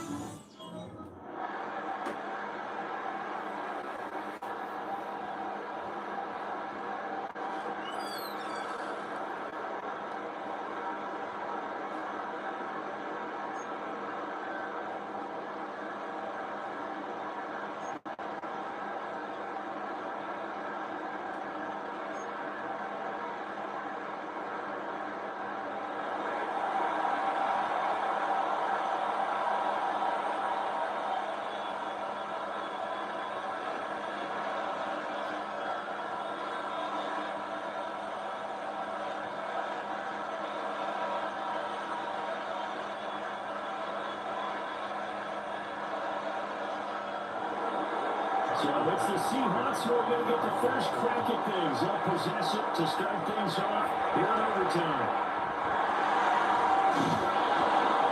And able to get this across the 20, but not much further as he's dropped at the 23-yard line.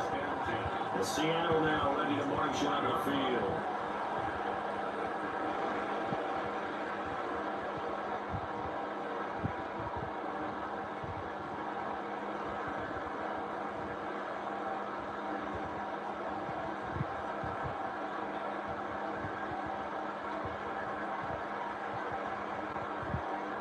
Looking to put a drive together.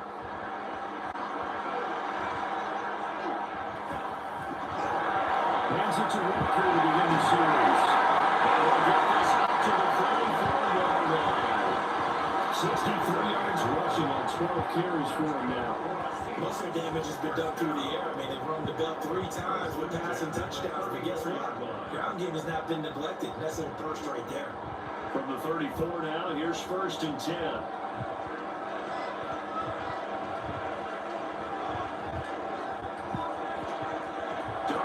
First throw overtime. This is complete to Shaheen.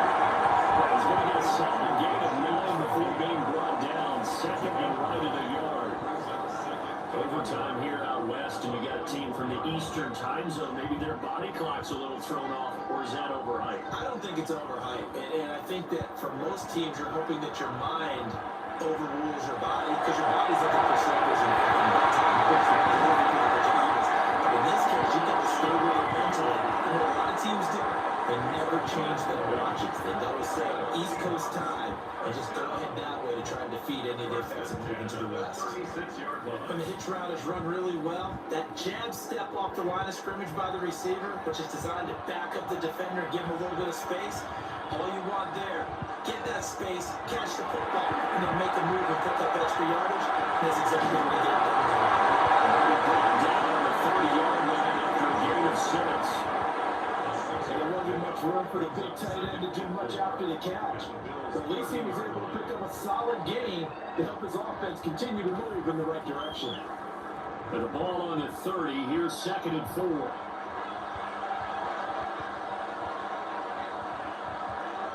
Here's Darnold.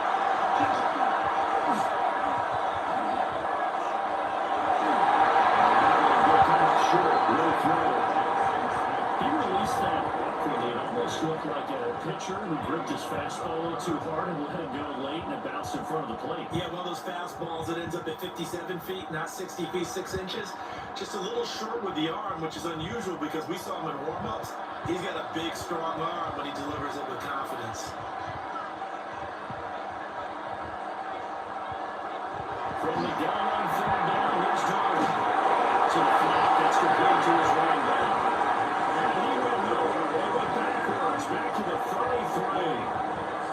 So that'll go as a 4-yard loss on the play. And that's going to make it 4th down. Excuse my snarkiness here, but isn't the idea of completing a pass supposed to mean you get downfield and gain yards? Especially on 3rd down. Yeah, that one. How about the defense? Figured that one out in a big way. Yeah, they completed it all right and lost yardage. Myers' kick is good. They have regained the lead. That was a big risk here in overtime. Sent him out to fly away from long distance, but he knocks it through to give him the lead. Edgy, don't you think? Because if he misses there, ball goes to the spot of the kick, correct? Yeah. And guess what? That only leaves about, 20 yards or so for them to go downfield and be positioned themselves. So you have confidence in him, and you have confidence in your defense to go ahead and let him kick that one. So only a field goal on that opening drive of overtime. Will that hold up? We'll find out as the kick's away. And able to take it past the 25 and up to the 28-yard line. The Bills ready to take over. Well, it's pretty simple now. They need a field goal out of this drive to extend overtime, or obviously a touchdown will win it.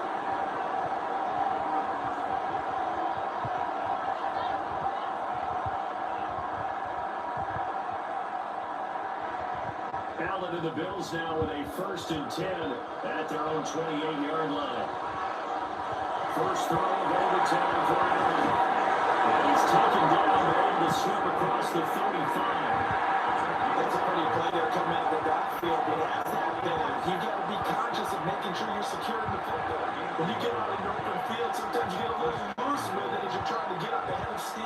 Make sure you keep it close to your body because those defenders are trying to punch it free. He does a nice job there protecting the ball and picking up a first down. Allen now looks to throw. That's completed right side of Palmer. And they bring him to the ground just shy of midfield. Well, they obviously red man covers their partner, and he got downfield, broke down the defender, made him think. Yeah, he made him think he was going to run a different route. Probably thought he was going to take it upfield, then curls back inside for the completion.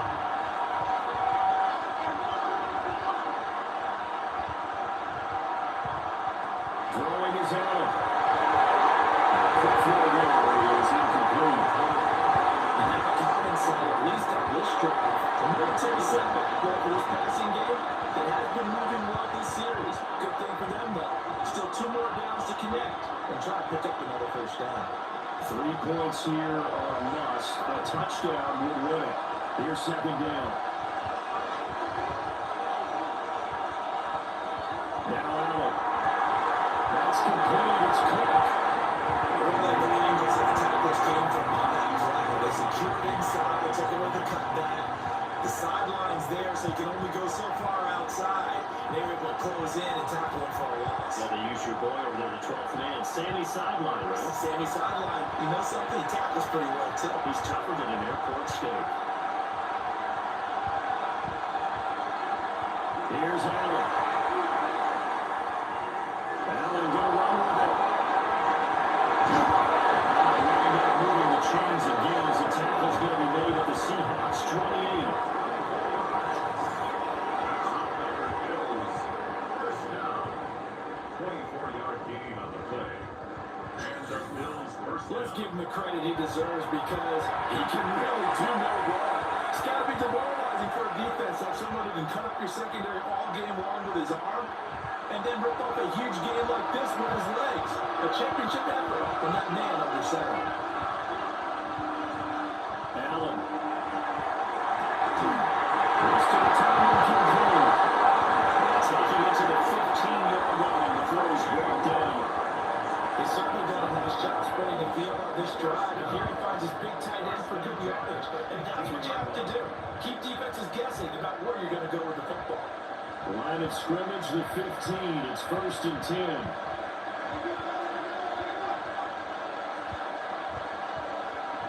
Allen. It's intercepted. That's it. Julian Love picks it. And the Seahawks are going to win this football game here in overtime. So we've had a late field goal on one side, a late field goal on the other, and now the costly interception, Charles, if this overtime session continues. Can you believe it? Both teams were matching each other point for point, kick for kick. Now one big mistake here in overtime, and that could end it because if he gets a chance to kick a field goal here and win it, the smiles on that sideline will be huge. And he's already made that one here in overtime, so the confidence probably sky high. But Charles, a heartbreaking way to lose this game. They got into position for that final play, had a decent look toward the end zone, but ultimately picked off, and that's your ball game. Yeah, they gave themselves a great opportunity, didn't they? They'll replay that snap over and over.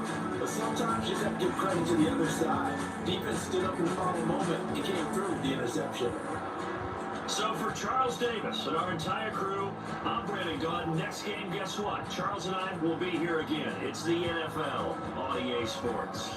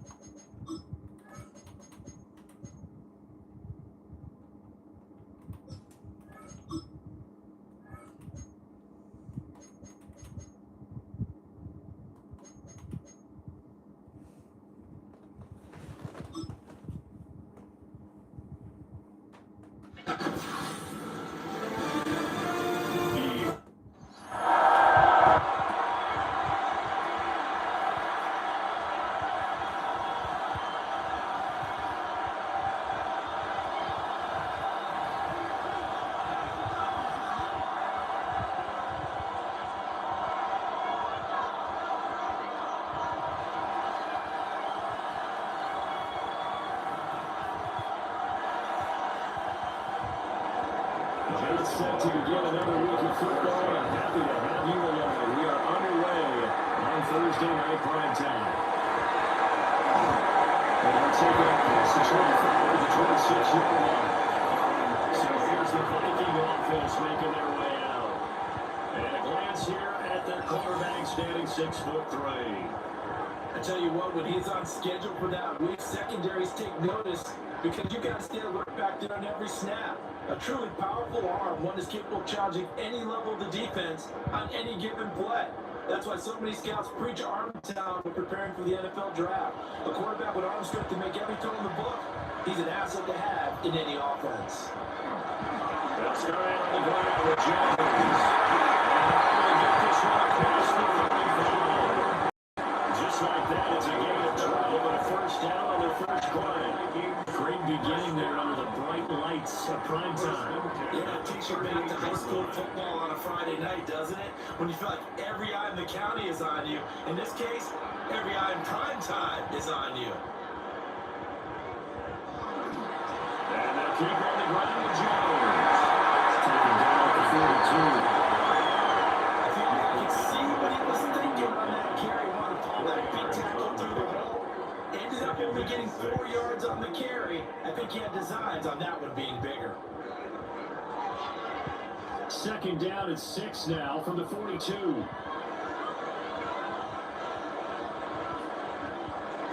the air with McCarthy. Pressure comes, he's taken down by the Seahawks defense. And going to blitz, it's a 7-yard loss on the sack, and it's third down. Everybody was coming on the blitz that time, and they got home. And you know the expression, hat on a hat, in terms of blocking, trying to keep your quarterback protected? Well, if you don't have enough hats, that's the end result. Your quarterback goes down, and sometimes he goes down hard.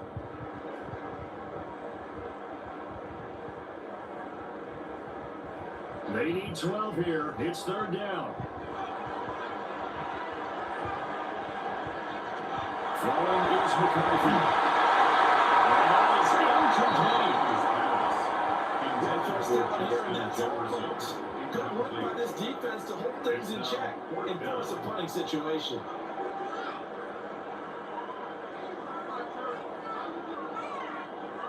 So on fourth down, Ryan Wright on the punt for Minnesota. Back deep, Rashid Shaheed.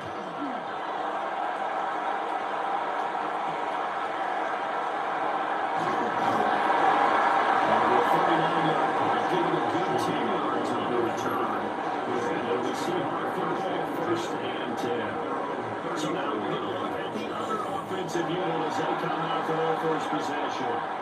Leading them out is their 6'3" quarterback, the third overall selection in 2018, Sam Darnold. Every quarterback in the NFL has a little bit of his own signature style out there, but for this guy, he really plays the game in a different way. It's led to a couple double takes from us up here as we see him as something truly unique. It's not that he's just the strongest passer or the best athlete to ever play the position. He just has a certain way of seeing the action and that goes on to make some special plays out there. Right off the bat, it's a first down to start the drive, 12 yards. I don't care who you put on him, he's going to be a handful of one-on-one throws. Yeah, right now you're right there. Man-to-man maybe needs some safety help. I would say that'd be a good idea. Double team him somehow. I'm going to have to make someone else beat me rather than let him shred my defense. Now run, it's Kenneth Walker. And he got blown out. Losing yardage on the play back at the 44. 2 yards the loss, second and 12. I know the speed is the hallmark of today's NFL game, but the key to good rushing defense is still having your linebackers set the edge. Now they contend with a second and 12 after the loss. Sticking with Walker on second down. He's got a possible field score. Only get more than half of what they needed. That brings up a 3rd and 5.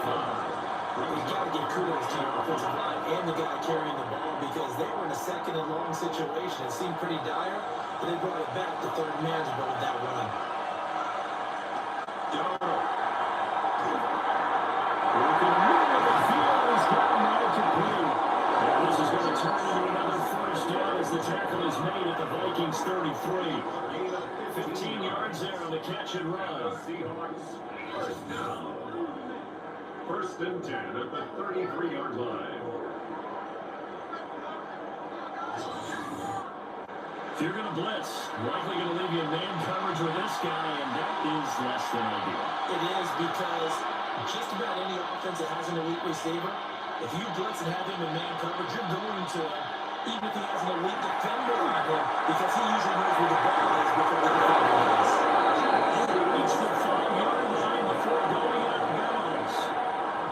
They got 29 yards that time. That's another Seahawks. Just picking up yardage in bunches here these last few plays. It moves right down the field, and just like that, they're going to be set up for the first and goal.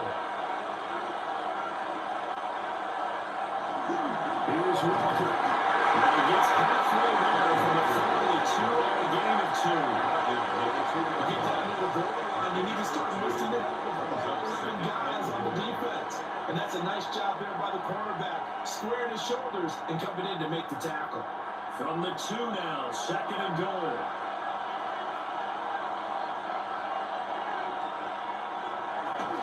Walker. He is going nowhere. He's going to lose yardage here in a big way. This will be a loss of 3 and a much tougher third down limit. That's a tough one right there. He ran right to the teeth of the blitz as the linebacker was freed up in order to stuff that one for a loss. I think quarterbacks got to see that. Got to find a way to audible into something a little more advantageous. Now Darnold on third and goal. He's going to go down. Sack at the 10-yard line. That sack brings up fourth and goal. A loss of 7. Big play. It's about how teams are so competitively matched, and you just want to make those plays that give you an advantage. How about right here? The difference between letting them score a touchdown versus holding them to a field goal? That's absolutely huge with the play he just made. Yeah, you know, he hated taking the loss there on third down. On comes the Seahawk kicker here on fourth down. It's Jason Myers. From the right hash, and this one just a chipping. Myers' kick is good. And the Seahawks grab a 3-0 lead. A lot of energy in this building tonight, but the opening drive produces 3, maybe quiets them just a bit, at least momentarily. Just a little, right? That's all you're asking for, right? Things just getting started. You know they haven't taken the momentum totally here, but at the same time, they like what they've done here in the early going.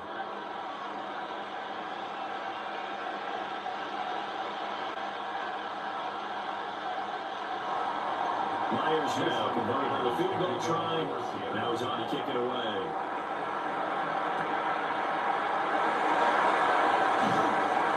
And he'll be stopped out at the 25. At their own 25-yard line.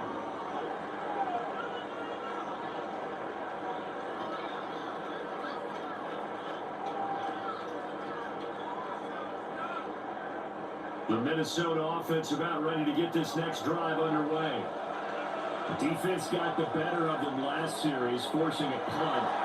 See if they make a few changes in the game plan here and try to get points out of this drive. First and 10.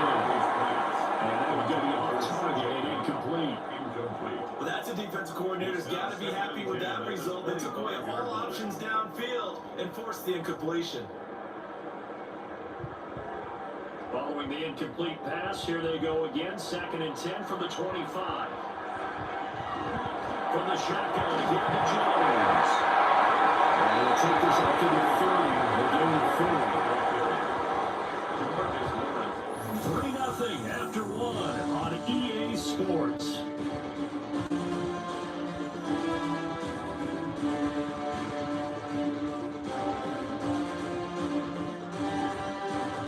Second quarter now for Minnesota. It's the Vikings in possession of the football, as they've got it with a third down coming up. Here's McCarthy. He'll try and do this himself.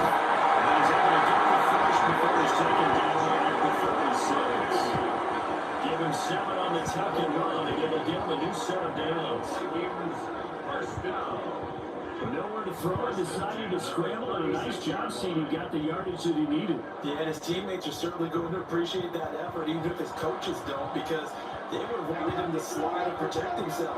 But he chose team game over personal protection. He's going to find Jefferson open downfield. He is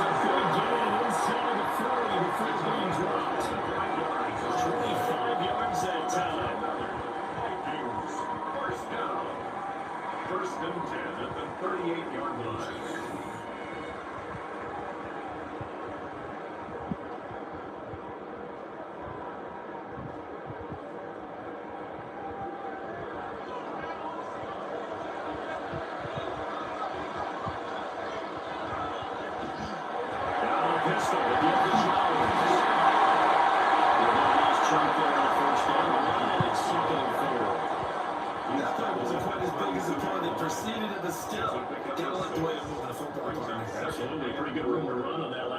Yeah, they didn't get a first down, but still, you'll take runs like that each and every time, won't you?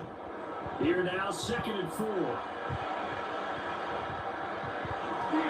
McCarthy off the play fake. On the RPO, he'll keep it himself. That gets him is just a yard, and now it's 3rd down. The plan was clearly to challenge them by sending a blitz on 2nd down, but even the extra guys couldn't catch him in the backfield, though. He doesn't scramble for it first, but he does get the last laugh by evading the blitz and getting beyond the line of scrimmage. Now McCarthy. This will be incomplete. The rush gets home just as he was letting that go. That could have been worse. Instead, it's 4th down. Like what I see so far out of this defense, because they've been showing their best coverages on 3rd down. So far, only allowed 1 conversion on a handful of attempts. One area of the game plan that they've executed to perfection. And this one is right down the middle. And that will tie us at 23. So chalk that down as an 8-play drive, capture the field goal. As a friend of mine used to say, they've been moving and grooving for a while, but they couldn't keep the momentum going enough to get a touchdown out of it.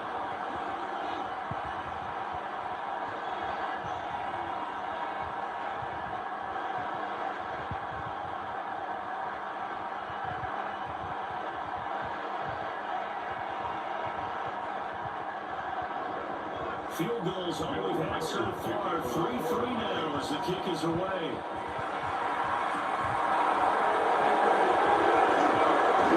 And then we're waiting down a couple of yards shy of the 30. Seattle's offense coming back onto the field, ready for their 2nd drive. Their drive last time, it stalled out. They were forced to take the short field goal. And the key phrase, you nailed it. Forced to, because you know coaches look at these short field goals as a last resort, right? To them, that's not how drives are supposed to end. You're supposed to put 6 on the board. That's a consolation prize. Like going to the county fair, you don't get the big stuffed animal on that one, do you? No, you don't go top shelf. That's bottom shelf material.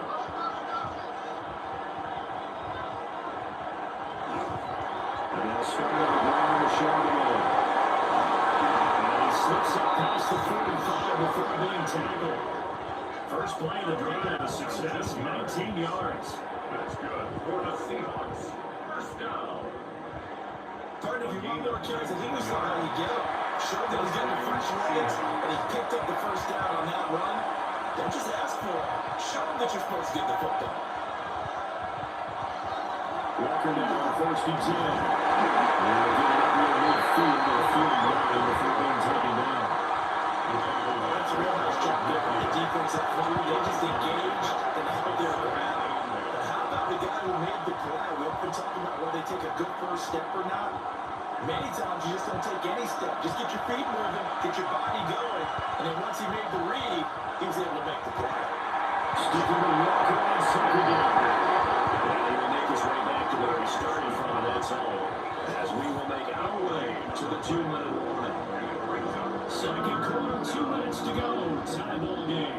Here's 3rd and 7.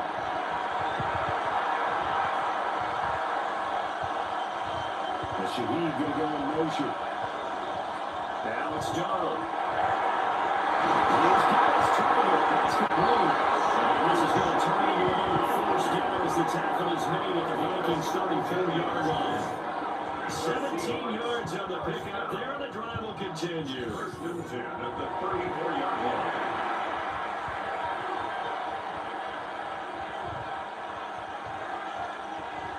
From the 34 now, here's 1st and 10.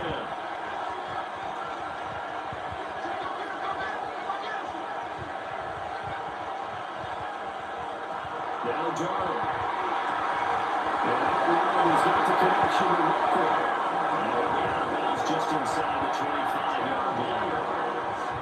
And that's good for a pickup of 10 yards. And that'll leave him with a second and just a few inches left. Vikings 24-yard line.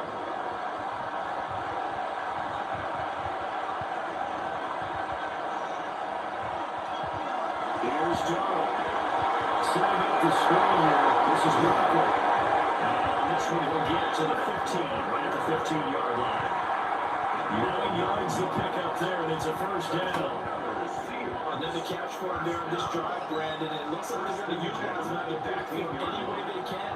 And that time they pick up a first down. So now on defense, you assign a man to him and try and cover him before he gets going. Over the middle field of Smith and Jigba. The Seahawks going to use the first of their timeouts as they'll start with just over 40 seconds to go in the first half. But it wasn't much there with that hitch, Rick. They didn't gain what they expected. But sometimes when you call a hitch, you really don't have an alternate to go to. You don't have a second route to throw it to. So sometimes you have to rifle in there and hope for the best. Second down and 6 now.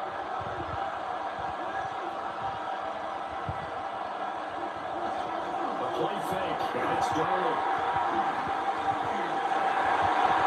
And it's off the mark, incomplete.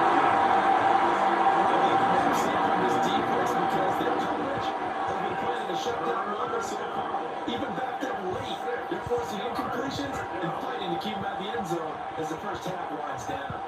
And they'll be in search of 6 yards here on third down. This is now the 9th play of the drive. Back to throw, Darnold. Now he's going to step up and run. Darnold can reach in a number of ways, and they're the scramble for the first.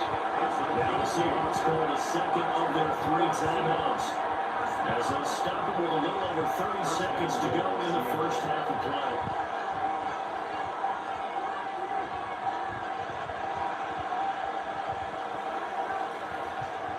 The kicker fest so far, all points via field goals. They're hoping to change that right here. Now they bring a receiver in motion right. Darnold now to throw. And they're going to get to the sack back at the 9-yard line. Now the Seahawks forced to use their third and final timeout, as the clock will stop with just under 30 seconds to go in the first half.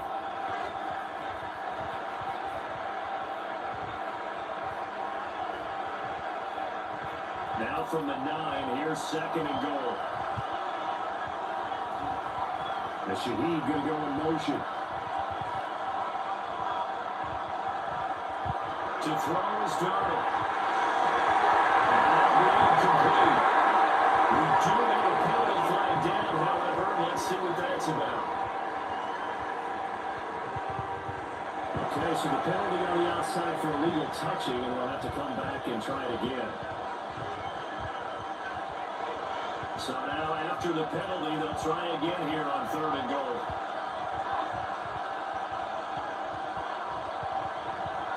Here's Darnold. Now he'll take this and run. And he works his way across the line of scrimmage and then slides to a hole. The decision to tack and run gets him free, but that's not enough. Now it's fourth.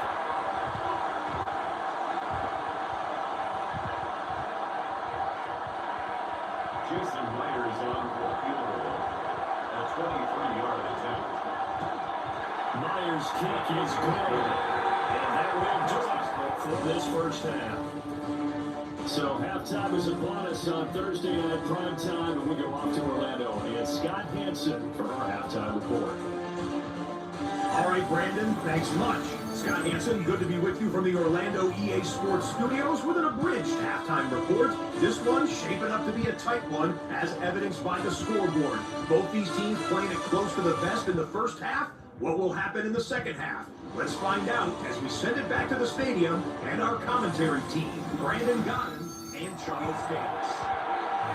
Thank you, sir. A field goal separates these two teams as we come back for this second half.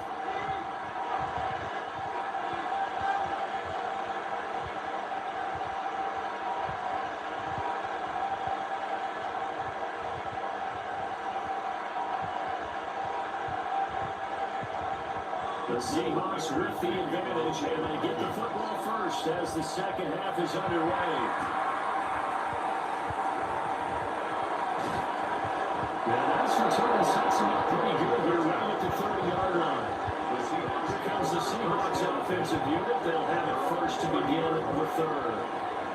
And they've got the lead. CD, what do you think the message was at halftime? I don't think the message was too drastic, I think, at the half, or that they need to change things too much. I do think the offensive line can play a little bit better. I think they'll try and help them out more. They'll probably keep a tight end in a few more times and maybe add a running back to the formation and pick up those pass rushers, because they probably allowed a few too many sacks for comfort in the first half. Incomplete. Good coverage there. Force the ball free, and it's second down. You saw this one in the first half, and it continues. These receivers just not able to get much separation. So that means they have to win the 50-50 balls. They've got to go up with the defender and find a way to start coming down with them. And this time, contact and another incomplete pass. He's going to flip that off to the flat. It's complete. And he's able to break it a one tackle and go to the flat down. 5 yards. Now it's 3rd and 5.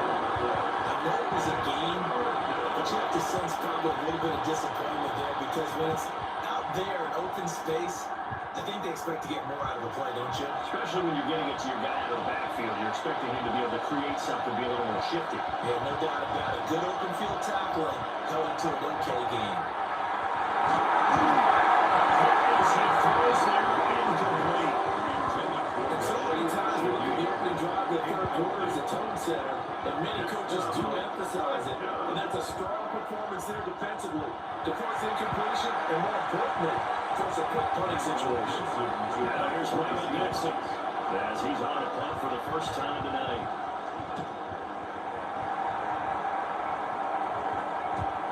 Price now, the return. A nice return that time of about 14 yards.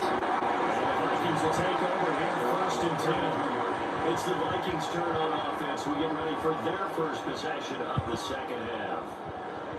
Yeah, with the way this offense has played thus far, to be frank, they got to feel pretty grateful to be in the ball game. I would agree with you totally, because they've done all of nothing offensively in this game, yet they still find themselves in a position on this drive where a touchdown can give them the lead. They need to take advantage of it. Yeah, they're still looking for that first touchdown here in the third quarter. All they have so far, the field goal.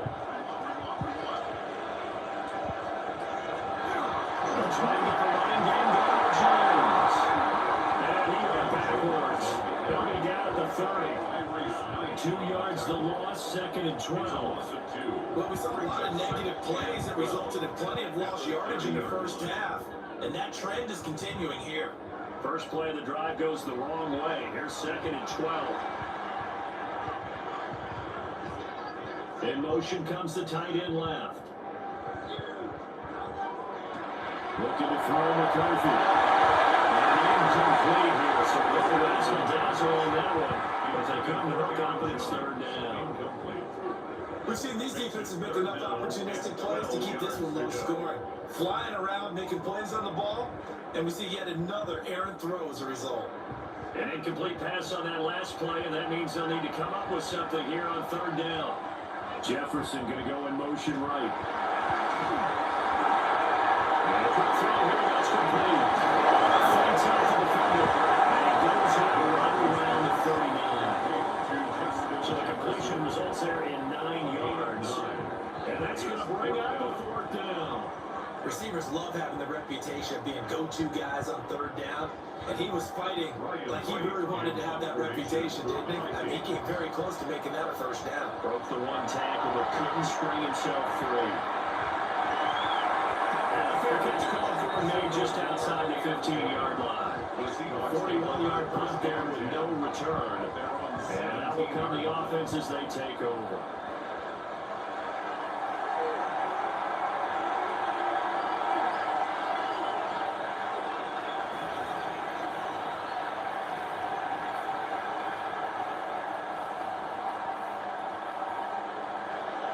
Looking to put the drive together.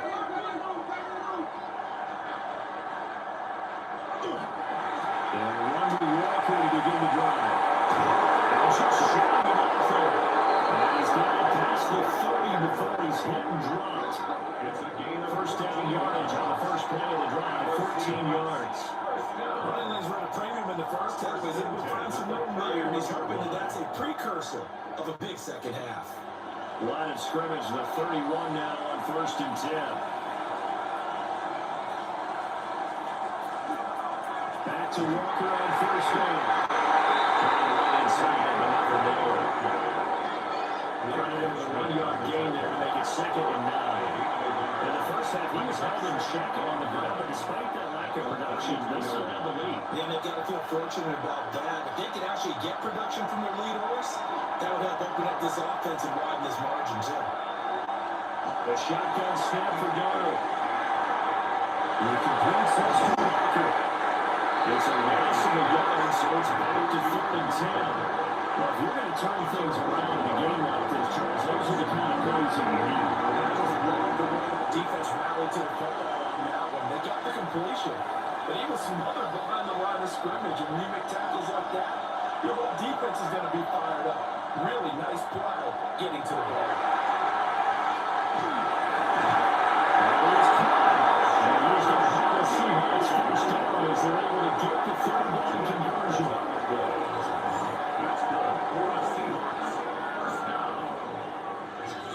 Whenever we're talking about moving the sticks and controlling the football, there's a great example right there. Those are the 3rd downs you need to convert to win football games. We're in the 3rd quarter of this one, and this is a tight one. In order to maintain pace, keep the ball away from the other team, and put points on the board, those are the plays they need to continue to convert. Ryan slow materializing there as he get maybe a yard at the 45.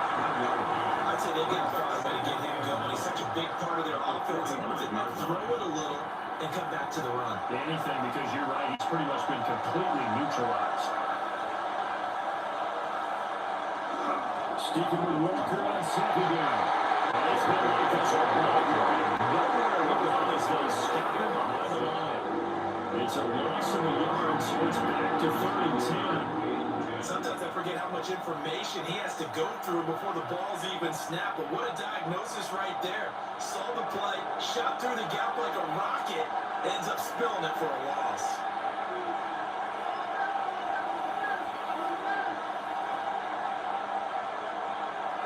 From the gun on 3rd down, here's Darnold.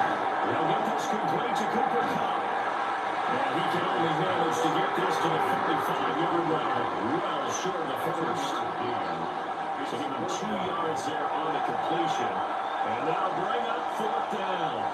One hallmark of good defenses is understanding the game, understanding positioning, and tackling immediately in the secondary after catches. I think we just saw that on display right there. Got to him before he ever had a chance to think about turning it upfield. 4th quarter coming up here on Thursday Night Prime Time. We'll return with more after this break. You're watching the NFL on EA Sports.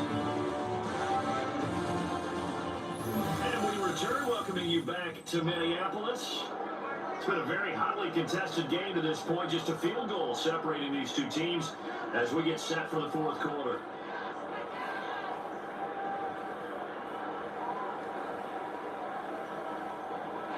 Here are the Vikings now to start their next drive.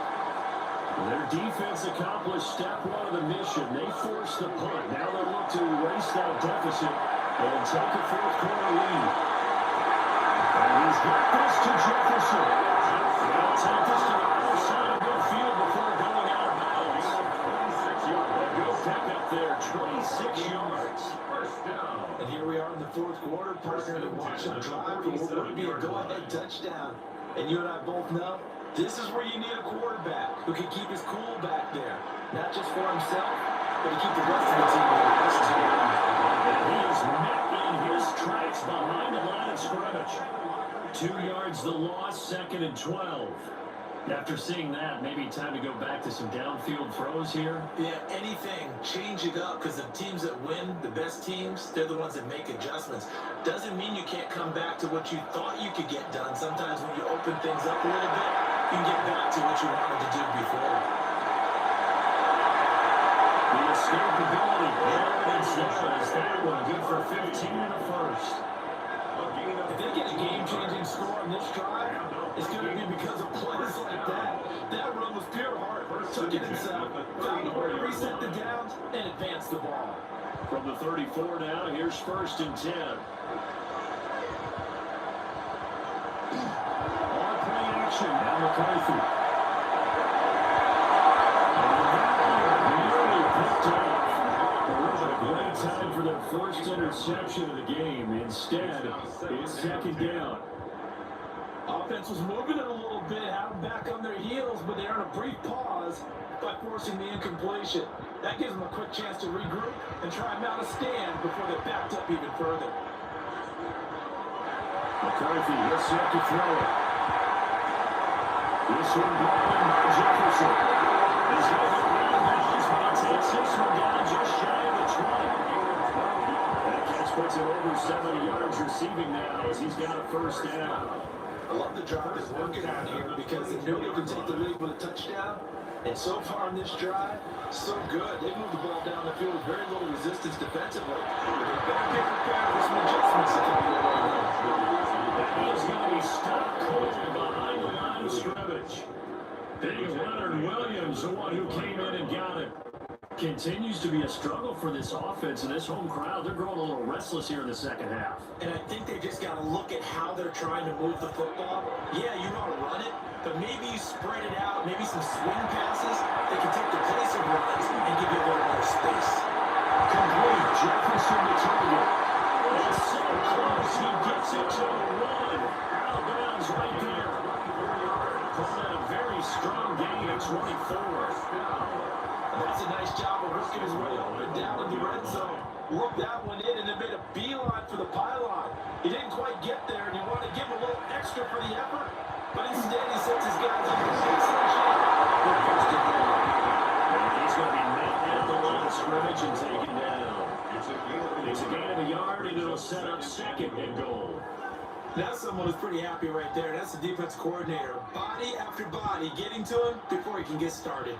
Second and goal from the one. Jones. That didn't fool anyone. He's going to be dropped in the backfield. The tally there, -2 yards. Brings up third down. That's a nice example of good team defense right there. Ball was snapped at the 1 yard line. They knocked him back and caused a loss. But you notice they were trying to find any type of a gap to run through. Wasn't one available, and they stopped the play right there in the middle of the field. That is incomplete. The defender right there with him to force that to the ground. And fourth down now coming up. Trying to get their tight end involved finally. That's the first time that they've looked his way. He's kind of been a forgotten man in this offensive scheme. Yeah, didn't look his way at all in the first half, and I'll bet you the offensive coordinator made a note at the half and said, let's get him involved because he could be a big-time playmaker for us.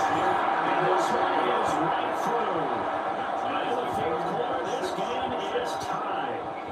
But we knew this had the potential to be a tight game, but with less than 3 minutes to play, couldn't be any tighter. We're all time. All locked up, right? And this next drive is going to tell us everything we need to know about this game because I want to see how they come out with the football. Are they going to be aggressive and attack downfield? You still got a 2-minute warning to come up? Are they going to be conservative and try and hold on and maybe just get to overtime? And this one setting up for a great finish. All tied in the fourth as the kick's away.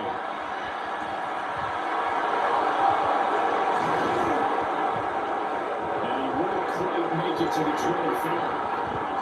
The Seahawks offense now, they get ready to come back on the field.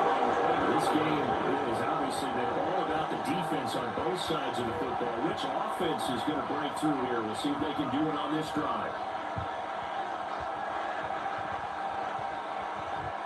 This is first and 10.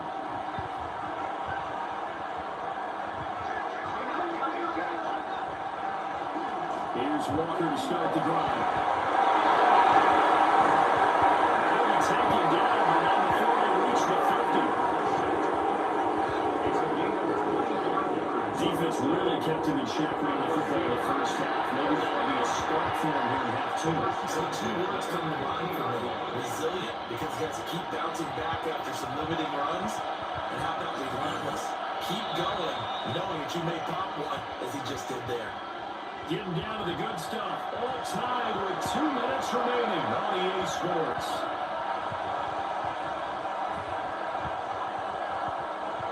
From the 50, it's Darnold. And we take it in by Shaheed. Given the time, the short game, we think better off just dropping that. Yeah, when you look at the clock, you think so. But it's hard to get a receiver to drop a football. They're trained to catch everything. 2nd and 6 coming up. Darnold to throw. This is complete to Shaheed. And he's going to get out of bounds with the first. And they are knocking on the door. Field goal range now. First down. An 8-yard pickup. First down, Seattle.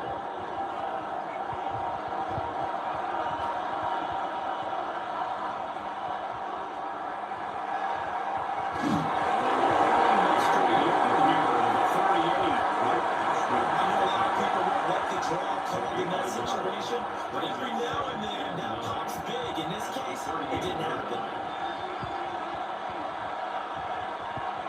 Here's 2nd down.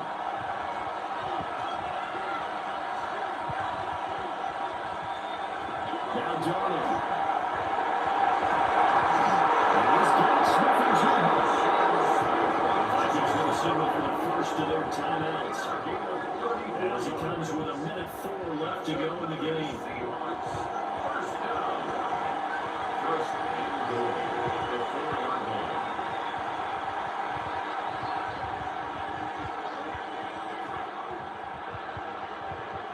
Here we go. First and goal.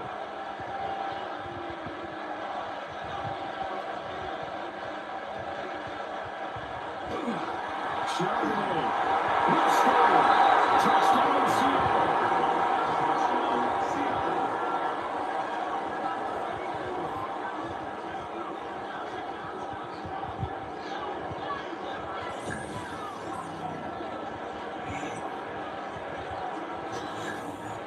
And this is the time of game where offensive lines can really dictate a team's fortunes. It's been a tough battle. They've been out there for a long time.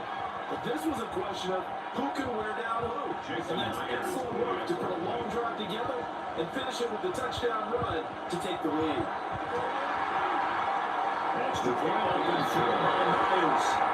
They will take a 7-point lead. Vikings 6.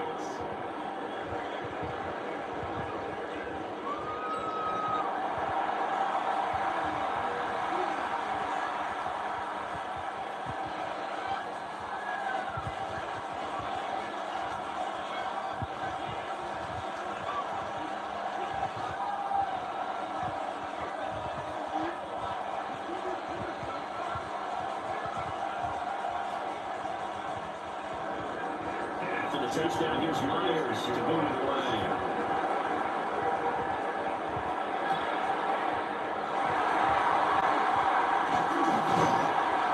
Well, a nice return sets him up pretty good here right at the 30-yard line. So all eyes on this Vikings offense. Down by 7, 56 seconds to go. They need a touchdown to the PAT to tie it as they come up 1st and 10.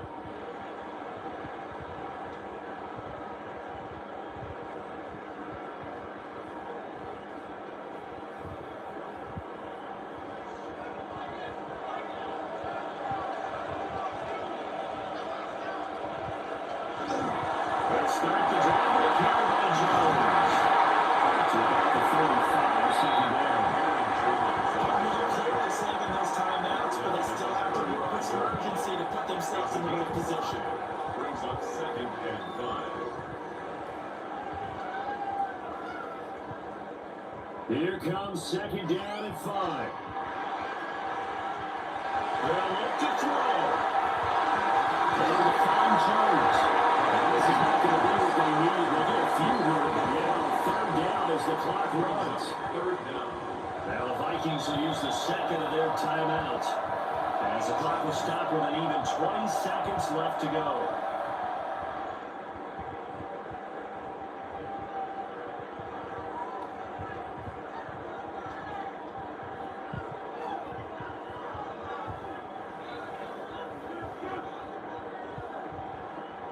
Well, just a gigantic play here, both sides. This is 3rd and inches.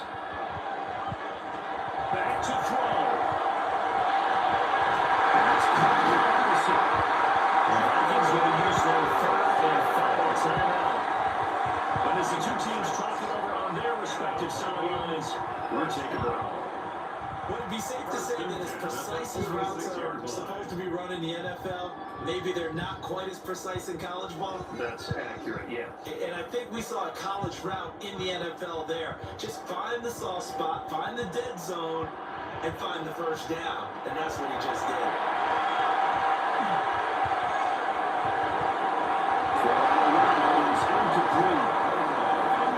This offense has had his troubles moving the ball all night. So now you get in this situation, hard to imagine that suddenly they're going to start clicking and moving the ball downfield. They'll try again here. 2nd and 10. He's back to throw. Number 2 inside and incomplete. One final shot now. I'm not even sure he can get it to the end zone from this distance. That's going to take as much arm as he has, and you actually have to plan for the contingency. Maybe you're playing a tip, try and get someone down who can tip it up and keep it for your own team, and try and get to the end zone that way. One final shot. They'll look to throw. This could possibly force MT. And a penalty flag comes in as that one winds up incomplete, but the contact is going to move the ball well downfield. So the game will continue for at least one more play. To not finish a game on a defensive penalty, that's why they get one more untimed attempt. Sack back at the 9-yard line. Well, it came down to the final play in such a close ballgame. What a game it was, but they can't get that last throw off. Good job by that defense to get in there for the sack to seal it. And for fans watching the game, a little bit anticlimactic, don't you think, partner? Not even able to get off one last throw to see how it would have turned out. Instead, pass rush got to him and ended it that way. So that'll do it for us. For Charles Davis and all our crew, I'm Brandon Gaudin. You've been watching the NFL on EA Sports. From Minneapolis, good night, everybody. Alright, guys. Thank you for joining my sleep stream.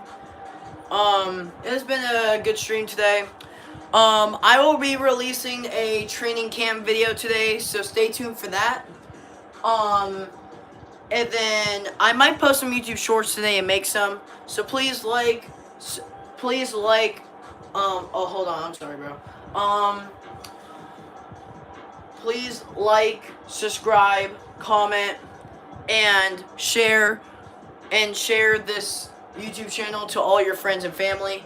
And show the other 2 YouTube channels that I have to all your friends and family.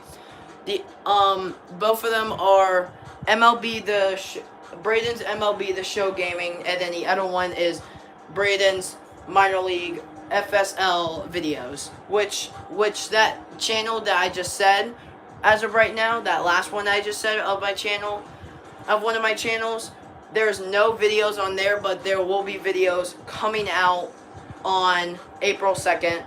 So subscribe for awesome content. There will be no content on there for this month, but there will be for April 2nd. So anyways, like, subscribe, comment, and share to all your friends and family.